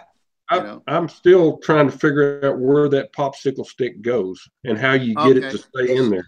It's opposite the muffler is where that bypass. Is that right? Right. You have to take the liner out. You have to take the piston and liner out, and you whittle a popsicle stick. You angle it on both ends, and it's about maybe 3/4 of an inch or an inch long, and you put it right in that bypass hollow. Yeah, chamber, like the chamber on the intake side, and you fit it in there, and then you slide the liner back in, and it's a snug fit, and that's it.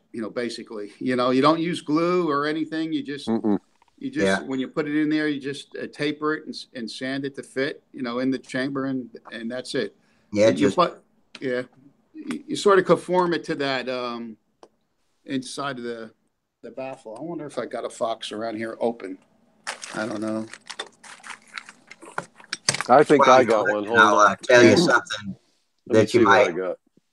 Yeah, while you're looking, let me tell you something about this video that we're on. Is if somebody's holding something up that you want to see, then click on the row of pictures of us at the bottom. Click on whichever one you want to look at, and it'll get a white border around it. The whole time you've got that clicked up, then you'll see that big screen so that you can get a better look at them.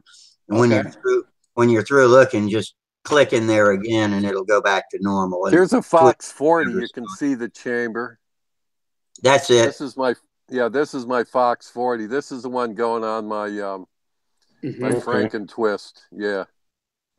And so the chamber is right above right here. Yep, that's it. Yeah.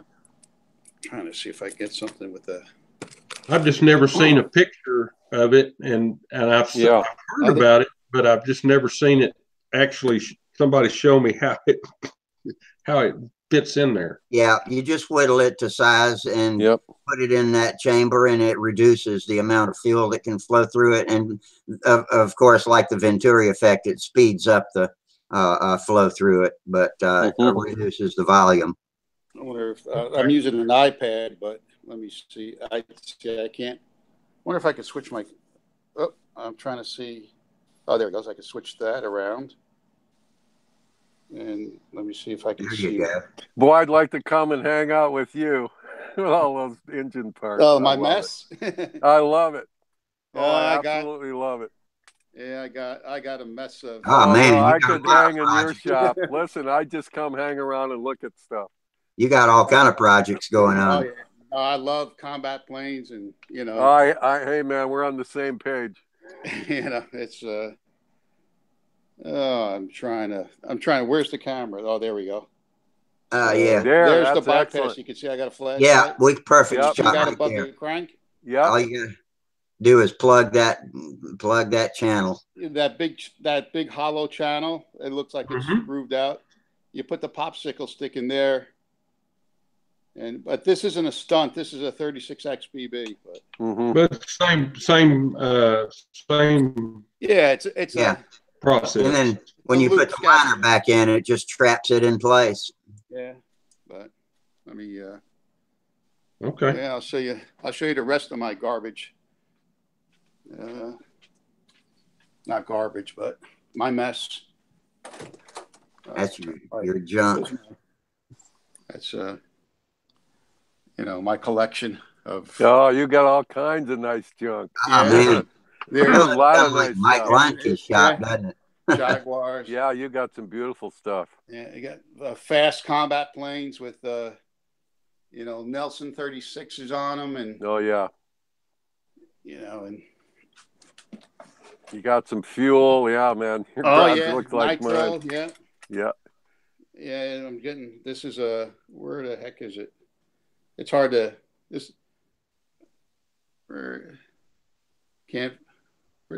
Oh, there it is. Fox Mark 7. Oh yes. Oh man, that's a cool engine. Yeah. Oh yeah, you got it. You got a retainer on it. Oh yeah. It's just it doesn't fly away, but yeah. I have seen one fly away. Oh really? Yeah. Yeah, one flew all the way across the field at Huntersville one day. Here's that's a Super Satan Larry Scarinzi designed. Ah, beautiful. Yeah, he's like my childhood idol. He was, and this is that's a slow rat, and it has a Go 25 truck engine on it. Oh, that is a cool. Wow, engine. that is cool. That's something I developed with my friends, and it became like one of the fastest engines out there in racing. We won at the Nats. My friend holds with his plane in his engine, holds the has a national record with it and stuff. So yeah, I was a real gearhead, so. Ah, good. But we like That's showing. all good, man. Yeah, we love it. Very nice. Well, I got a question for you guys. I mean, because I'm sort of new in this stunt thing, and I've been seeing guys are using they recommend the Glow Devil plugs, and they were on sale, so I picked up 10 of them, 5 of the RC and 5 of the regular ones, and I'm working on that Chief. It has a FP40 in it, so I was having some issues. I said, let me try a Glow Devil plug to put in there. I put it in, and I took the battery off, and the thing died like it was a bad plug. And then I tried another one that had the same response. Then I went back to the SIG plug again, and it ran fine. Is the plug too cold, you think? That's what it seemed like. That's all I can figure. I've never used a Glow Devil, but I've heard them recommend. Yeah. I've used them a couple times. I've had them recommended for my FP40 actually, but I used in the FP40. I used either a Thunderbolt or a Inya 3 or SIG RC Long. Right. Well, the Thunderbolts you can't get anymore. Yeah, I'm disappointed in that. Right, but the Glow Devil it seems like it's way too cold to because I like to run a 4-stroke, and and I had to turn the needle in quite a bit to get the engine to run, and then the plane ran too fast. So from what I saw, the only one that makes an idle bar plug now is SIG.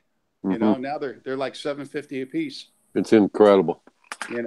So so to run that, like if you're running a Fox or you like I think sticking with the SIG. I think sticking with the SIG is probably your best bet. And I just bought 20 of them. Just because this stuff's disappearing. Yeah. No, that's a fact. Actually. Yep. I got let me see if I found my camera again. How far along are you in learning stunt? Yeah, see, these are the Glow Devils I bought. Oh yeah. But they don't they're not working for me. How far? Damn. I'm intermediate. I mean, I'm intermediate in trying to like get I do pretty well in local contests and intermediate. Yeah. But that's about where I am. I just got booted up to advanced, but I hadn't made it official yet because I missed this October's contest. Yeah, no, I didn't. You know, I'm still working on my shapes. My squares are really bad. You know, I scoop the bottom corners. You know, I've got my shapes pretty much figured out now, but my bottoms are still terrible, inconsistent. Yeah, I'm trying to figure out where, you know, I'm still like ground shy, you know, like coming down and hitting that corner. My corners aren't sharp, you know, but I'm starting to get the hang of it. It's just, you know, practice and time, I guess. Yeah, it just takes a lot of handle time. Do you know Mike Lonsky from Combat? Yeah, I met him this year at Brodak. I raced against him and stuff. He came over to Stunt a couple of years ago and took to it just like he'd been doing it for years. But he doesn't have any ground fear. He does beautiful flat bottoms and in his squares, and he keeps beating me to death. I've been coming in second place ever since he came up intermediate, and so they booted me to advanced after this past spring's contest. So he doesn't want to move up yet, so that's fine with me. No, he's a good flyer. You know, he is. He's a good guy all the way around. Yeah, he was. I raced with him in the circle and racing at Brodak last year. You know, it was. You know, he was. I didn't even know he did any racing, but I'm not surprised. Yeah, he flew. Well, he flew for Paul Smith.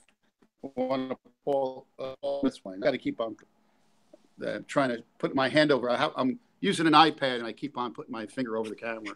Oh yeah, I know. It's hard to lug those things around. I've got one too. I'm on a PC right now though. That's the best thing to do, but you can't walk around with it. Yeah, right. Well, I mean a laptop. I'd have one. I don't really have I have desktops, but they're older. They don't have a mic and a camera on it. Right. So I had to go down to Walmart and buy one that clips onto my monitor, little Logitech combination camera mic. It works pretty good. Yeah. So how's the weather by you guys? Have you been getting out at all or? Not us. It's been either cold or sunny and windy.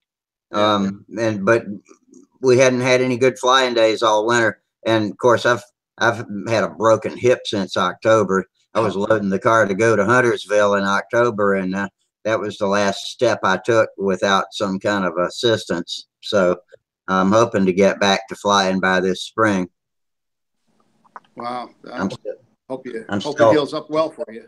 It'll be all right. I'm still clumping around with a cane, but I'm coming along. So I hope this spring I can get out there. If not, I've been studying up on judging, so I'll be able to do something. Yeah. I've been judging a little bit too at local contests. When we, a couple of days before the contest at Joe Knoll, in the past few years, we've had a stunt contest the last day of Joe Knoll, and Randy Smith and David Fitzgerald and a bunch of others had and Tom, Randy, whoever. Anyway, all these guys held a judging clinic and also a stunt clinic. I wasn't able to attend that, but I learned a lot about judging, and we got out and did some practice judging. So I'm ready. I think if this spring comes around, I just need to get the rules out and reread them. Yeah. I'm sort of having on-the-job training because they needed somebody to judge, you know, so as long as you judge everybody the same. Yeah, as long as it's consistent. It's consistent, yeah. It's not easy, though. I tell you what, you don't realize how difficult it is to stay focused and stay consistent until you do it. Right. But it's been fun. And there's a couple of guys that are mentoring us in stunt and, you know, helping us you know, getting that run. And there's a guy by the name of Doug Benedetti. He's really a good builder and a good engine man. And Fox 35 Stunts, they run flawless. I mean, he gets them to run really, really nice. And he's been sharing, the information with us. Boy, that's just invaluable. Yes. Yeah, it's great to have That's somebody like that fantastic. around. I'd love to know that guy. Yeah, no, he's like magic, with the Fox 35 Stunt. Well, any engine, LA's, Brodak 40s. He loves the Brodak 40. I do too. Great. It's really has them running nice, and he does the 4.24 brake with them. They flip on and off all the time, and so he's been helping us a lot. Well, that's good. And a couple of guys are racing guys that are flying stunt now. It's hard to get out of that mindset of wide open screaming. Yeah. Runs, isn't it? Yeah, I always thought it was easy to get that 4-stroke run, and it's not It's as not. easy. It's not, because I'm always used to getting that needle down and getting a tight needle and get that speed out of it. But now I'm trying to back it up and trying to get that consistent run. And then now when I'm getting the consistent run, I can only get like one loop out of the clover. Like, I'm saying, like, it's running out of fuel on me. Yeah. And then the temperature changes, and so you got to change the amount of fuel in it, and it's a lot to think about. Well, it's funny because this is the first time I flew stunt at Brodak, and I wasn't the only one having the problem. Here in Jersey, I'm using 4.5 ounces, and then when we went up to Brodak, and I'm overrunning, so I had to pull like 3/4 of an ounce out. Yeah. Sure, you were running higher at altitude. sea level. Yeah. Yeah, the altitude makes a huge difference. Yeah. So I got that problem here. I'm at sea level. Right. Yeah. So, I mean, it's great for speed. We get faster times and everything, but for stunt, we're it consumes more fuel. Stunt itself is comprised of several different hobbies. You got to be an engine guy, right. and of course a builder, which you are anyway, apparently. And well, I'm not a good builder. We have some guys that are really like high tech builders. Like, I don't know if you ever heard of Jim Vergani, but he's an amazing builder with composites and all that stuff. Really, stuff that you see that he builds is amazing. And a fast builder too. Oh, I'm such a slow builder. It's pitiful. But I'm a slow builder, and my stuff doesn't look that good. So I miss on both counts. Yeah. Yeah, when it's at the end of the wires and the motor's running, they all look the same. Yeah. Well, Al, I used to be a racing guy and a speed guy about 35 to 40 years ago. What? Used to fly Texas Quickie Rat. Okay, I got one of those. Yeah. Used to fly Formula 40. Flew that at the Nats. Right. And then Goldberg, or some people call it Foxburg race. Okay, yeah, that was popular. But that was real popular here in Middlesex, Yeah. But is that where the Berg comes from in Foxburg? It's got to be a Carl Goldberg model or something like that. Right, either a Buster, Cosmic Wind, or a shoestring. Yeah, it's like 4 of them. I just now put that together. I did not know that. That's a fun class. That's hanging up on the wall right there. That's a 35-year-old Goldberg racer. So my shoestring. So my old Goldberg shoestring would be Foxburg legal plane, huh? Yeah. Yes, it would. Fox 35. Yeah, I think there's the requirements. You have to use like a Sullivan or Dubrow tank, 2-ounce tank. That's it. Yeah, you have to use those tanks and work on it. Again, the restarting is key. Learn how to restart it. But with practice, it's pretty easy. you learn how to start the Fox and start it up and restart it. Mm-hmm. We always had really good luck starting the Foxes. We would take the piston and liner out and pull the piston back upside down from the bottom of the liner and lap it down there, but never get above that port, and then get it nice and smooth, and then put it back together, and it was loose on the bottom and tight on the top. Well, what about the airframe? They kind of have to be purpose built for racing to strengthen them so that the pit guy can catch them without breaking them. Is that right? Or could I take my stunter, my shoestring stunter down and put it right into racing without tearing it up? Well, they allowed us to put aluminum landing gear on them instead of the wire landing gear. Yeah, mine's got that. We did that, but I never had a problem breaking a fuselage. No, off the front. I just catch just stock kits. Well, it depends how you catch the plane too. Yeah. I mean, if you catch the plane by the wing, you have to learn. I never caught planes by the wing. No, me either. I always caught them from the nose. That's what I would think. But then you have to be careful. Make sure you don't have a big prop nut on there. Some guys put that big spinner on the front. Can't have that, or else you're going to hurt your palm. Yeah, that big nose weight. But I always caught them by the front, and I had a padded glove that I caught them with, and then it had a padding on the first two fingers where I would flip the prop. Yeah, for starting, correct. Yep. Yeah. Well, I would keep in Fox race. I would keep a water, my battery, my syringe, and a water bottle, like that you drink from, and as soon as that plane comes in and I catch it, turn the prop back, dump a bunch of water on the bypass, and then hook up the battery, and then just flip it forward and start right up. Yeah, you got to cool it off to get your compression back, I guess. I don't know, whatever it was, but it worked. It just dumped a bunch of water on the bypass, right where it says Fox. Dumped the water right there, and it just, that thing fired up. As soon as I touched the prop, it would fire right up. Well, when we build full fuselage stunters enclosed engine, you want to make sure that air is blowing on that bypass sufficiently all the time. Yeah. So for your battery, did you use a hot glove or anything? Did you have a hot glove, or you just? No, I used actually. Let me see. I always liked using, in clown racing, it's illegal. I don't know if it was illegal. It might be illegal in Fox racing. Let me turn this around. I used this RC Cats. Okay. And I have like a real long, lead on it.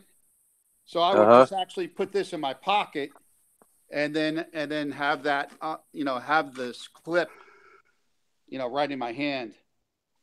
Where the heck is the clip? Gotcha. Wherever, there it is. Oh yeah. Okay. That's exactly what we used too. Yep. Yeah. I had these when I had those clips back in the 60s when I was a kid. Someone on the internet was selling them. I think it's something pie or something.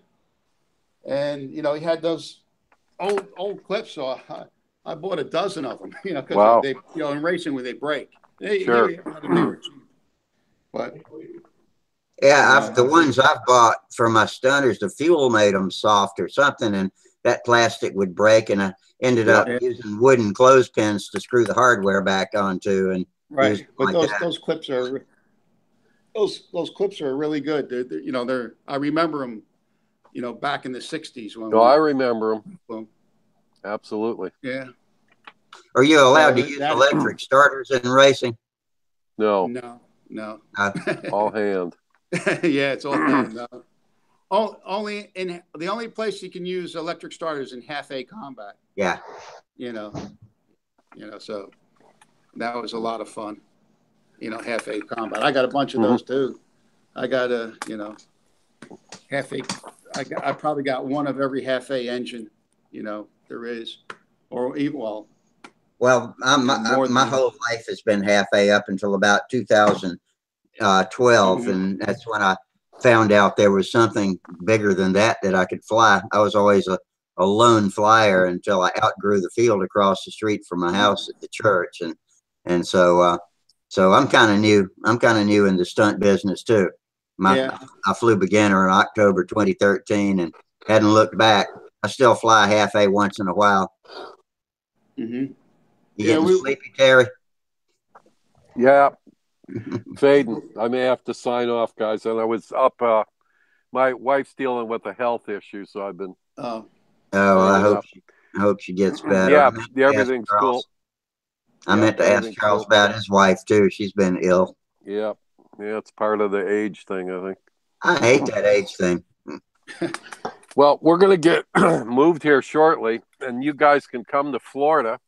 Bring your stuff and we'll fly our brains out because the weather here is perfect. Yeah. The other day when it was cold, man, I loved the cold air density at sea level.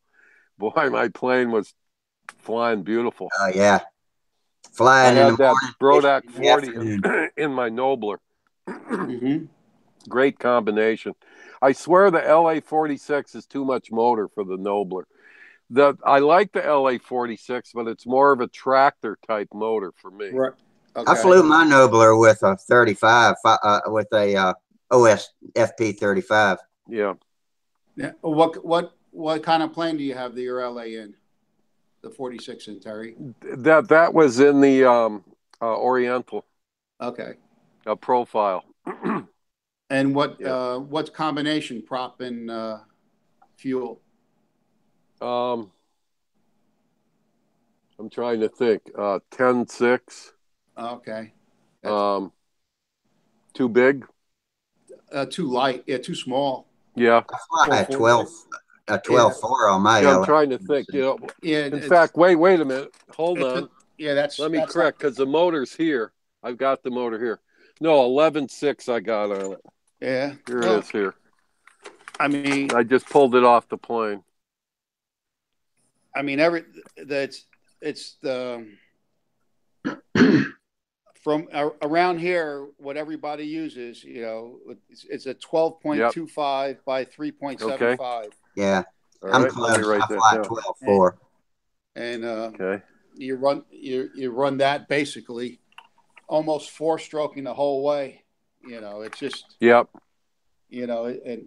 it's really nice run. That's on that Jaguar that I showed you earlier in the room, and I have that running really nice now, But again, we're finding out that you got to have a free flowing exhaust, to do that, or else they'll run away on you. Yeah, if it's got a restrictor in it, you need to take it out. Yeah, we're talking about a LA 46, right? Yes, correct. Yeah. Okay, I fly mine with a 12.4 APC. But you say, Al, you said 4-stroking, but I fly mine in a wet too. Oh, really? Yeah. No brake. It stays the same the whole flight. I posted a video on StuntHangar on the tune-up section of my 46 in a Jaguar. I'm going to look that up. Yeah. And that's a good thread. That's Randy's thread that's pinned at the top of the engine section. Is that where you're talking about? It's in the tune-ups. It says tips, engine tips or something. Okay. And what I do. Okay, let me see. I'm trying to reverse the camera to show you there's, that's the muffler. And I took the stinger out and put a bigger exhaust pipe on the back of it. Yeah, that was a 762 before you modified it. Where does that muffler come from? That's an OS 762, but I don't know what plane it was originally made for. I put it on a lot of different ones, but I hog out the stinger, so it's nothing but a hole, about a 3/8 hole. Right. And right. Well, I basically, that's how I got it. but then I didn't want to blow all the exhaust because I was getting a little crack there. That's right. It blows right on the plane and under the wing. Right. So this has a 400 ID on it, the pipe. So it's even bigger than the 3/8. And it's been running really good. And I have the Brian Gardner setup in there too, the piston and liner. Oh, very nice. And it growls. I mean, it runs really, really nice. That's a nice looking plane. Oh, very nice. It's beautiful. It's flies really nice. But that's I'm really ground shy with that. It's oh, absolutely. Yeah, for practicing, you might be better off with something with the foam wings and things, something you can bang into the ground and fix it at the field and keep on flying.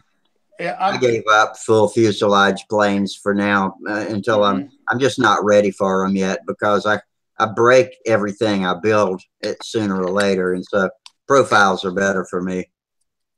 Right. Yeah, I'm just starting to get the pattern consistently down, in my head, and it's just so now I'm at the point where I can start taking more chances. Yeah. Because before I'm always thinking of what to do next. It wasn't coming easy. Yeah. Yeah. Once you get it to where it comes automatically, then you will crash a lot less.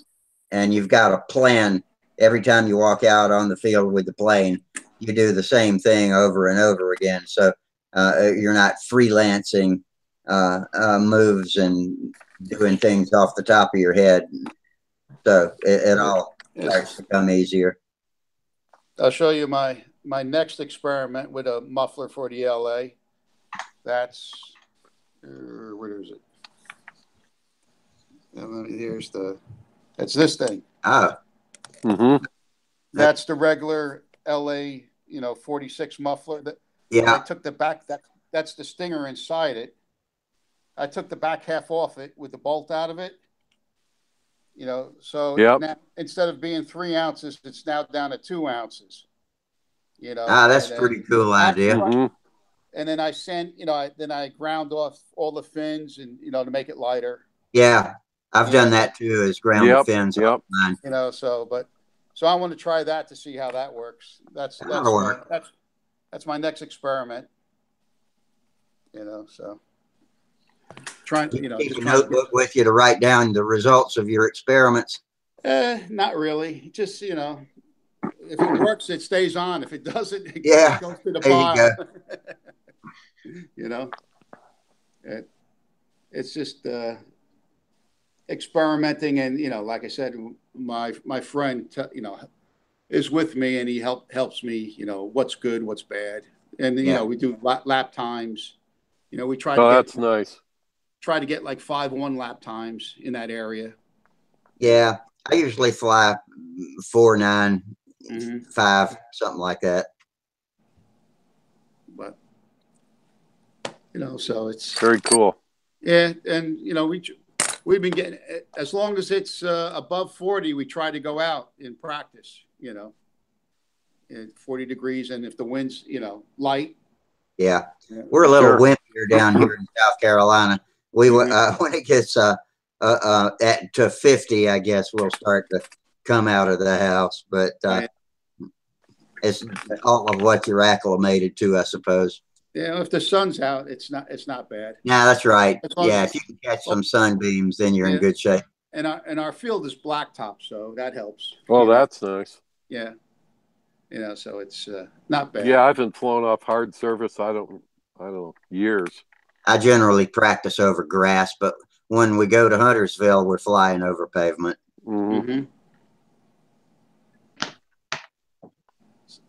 So Terry, what's that? A combat cat in the back? Yes, it is. Good eyes. Yeah, we were talking combat the other night, so I popped it together and put a brand new McCoy 35, one of the last. It was in the crystal case, and it has the bar for the muffler, but they never came out with the muffler. Right. because Nice. it wouldn't run. Yeah. Yeah. Because So it's pristine. It hasn't had. I put a couple drops of fuel in it just to flip it. You know, and I haven't run it yet, but it's ready to go. Yeah, I have a Hornet with a McCoy 35 Lightning Bolt on it, and I'm running it on a bladder. Oh yeah. You know, so that's why that's why that caught my eye. You know, I said, yep. I think. Yeah, I love the old stunt, the old combat ships, and, right. Just for the had, weight, you know, thrust to weight and all that other stuff. Yeah, we've had Mike Lonke come on here a couple of nights and give us a good education on combat techniques and rules and a lot of things we didn't know. So that was interesting. You learn a lot.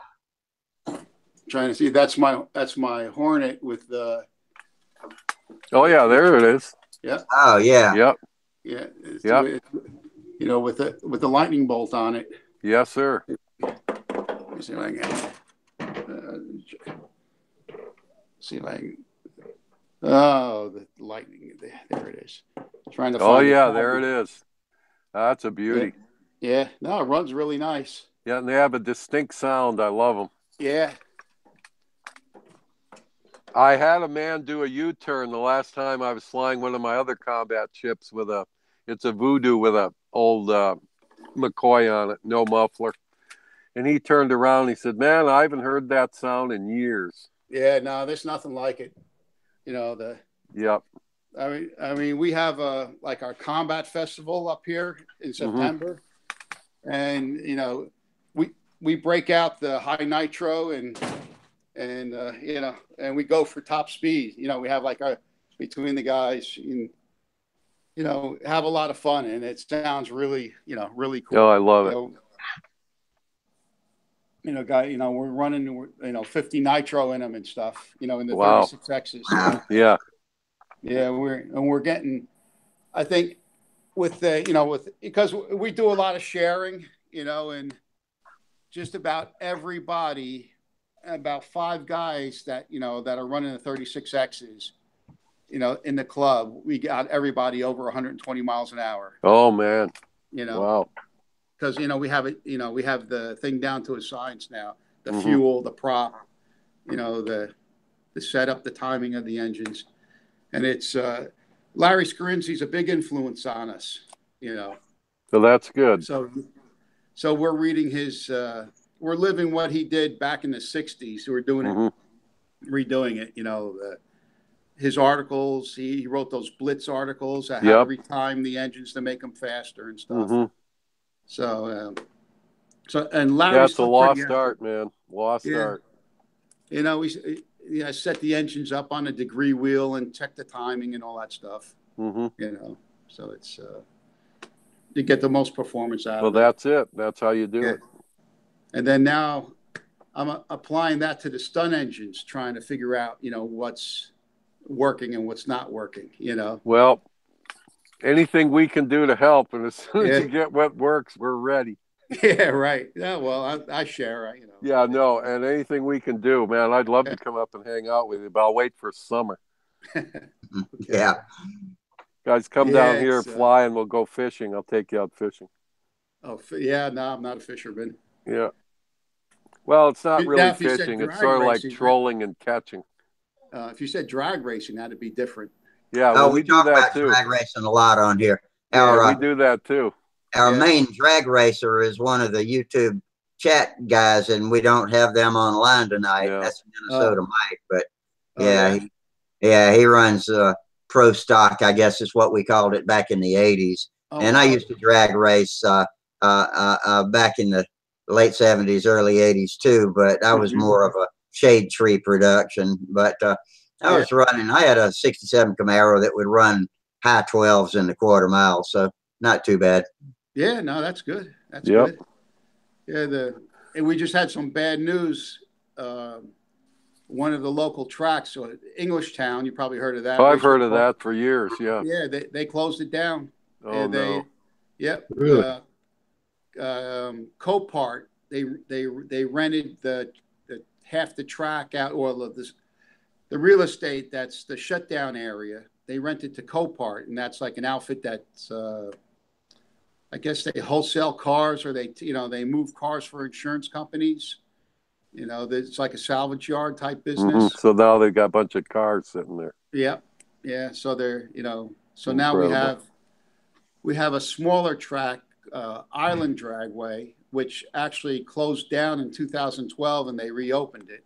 But so thank God they reopened it, because Are they still running quarter miles, or are they running just eighth miles now? No, quarter mile. Yeah, quarter. Same here. Good.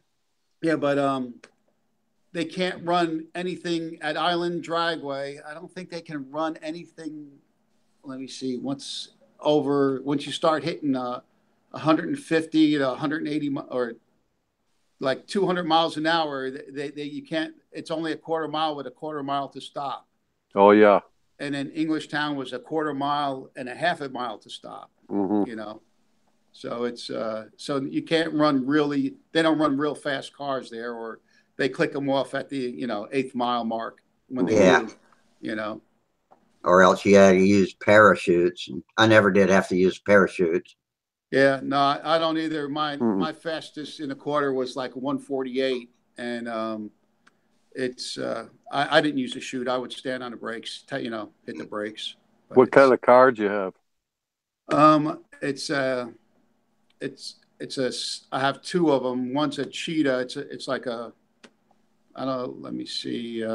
It's a '64 Cheetah, and it has a big block Chevy in it. It's an altered. And then I have another one. It's a short wheelbase of '93. Then I have a '23 Bantam Roadster. Oh, very nice. Front engine dragster looking Wow. thing. I have a YouTube video of me racing the Cheetah. That's on YouTube. What's the name of your channel? Just put in Al Ferraro Racing. Okay. And then you'll see, you'll see a blue, me doing a burnout, and that's Island Dragway. Okay. Look out for that. Yeah. I love it. My YouTube channel is Rusty K Control Line. Actually, I think it's under Middlesex Modelers too. Oh, okay. You'll see. I think I have it under Middlesex Modelers, and there's a couple other videos of us doing clown racing and our field flying. Just I'll look it up. I'm just starting to learn how to with the iPhone, use the phone and put it on a tripod, and then edit and upload it to YouTube. It's Yep. The other way was a lot with the iPhone. There's a real easy way to do it, and my friend showed me, and so I have to do it a few more times before I get the hang of it. But the old way was, I don't have to tell you guys, take the card, put it in the computer, make a file, edit it. It's a lot of work. It helps if you've got a Dropbox account, because you can take a picture or a video with your phone and then share it to your Dropbox account, and it's sitting right there on your desktop computer when you get home. The only thing is you do want to be using Wi-Fi unless you want to pay for bandwidth. So yeah, but make sure you're on Wi-Fi. But with the phone, there's an app that you can actually edit it right there on your phone. Yeah, I've got it. Works like you have a charm. Yeah. And you can do it, fade in and fade out, and then hit the button, and it goes right up to YouTube. That's how I did the video on the Jaguar. If you look at that, I did the Jaguar, and then I did a video of us flying New Year's Day in like 0-degree weather. There you go. Yeah, it was cold.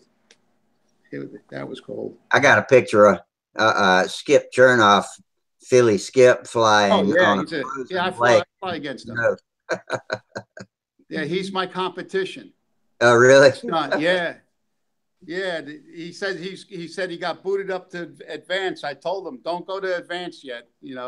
I beat him once. He beat me like 3 times. I beat him once. I told him, don't go to advance yet. You know, I want him to stay together.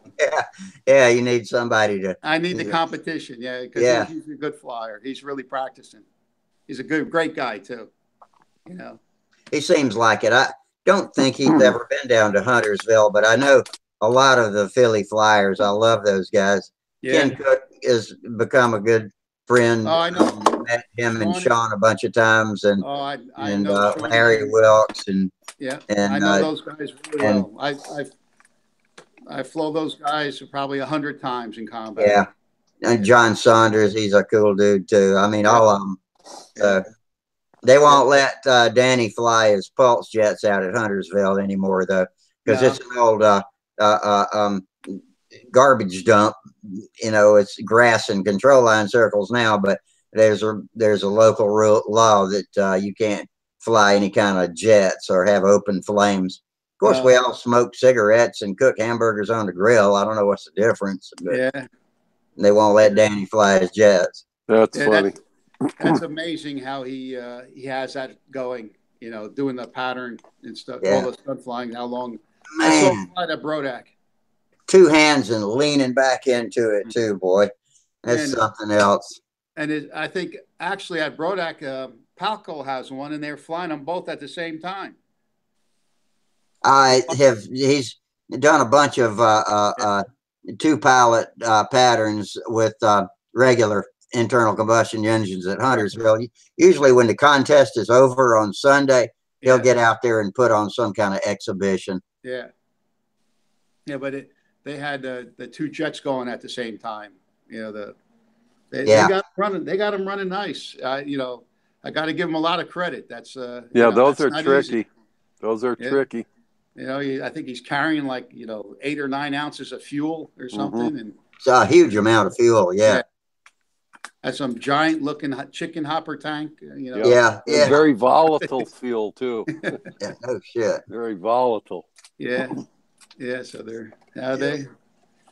he has a, and he's good with engines too. He has a Fox 35 that he put 2 of them together, a Fox 35 Stunt. Oh, I saw that, the twin. I've seen that.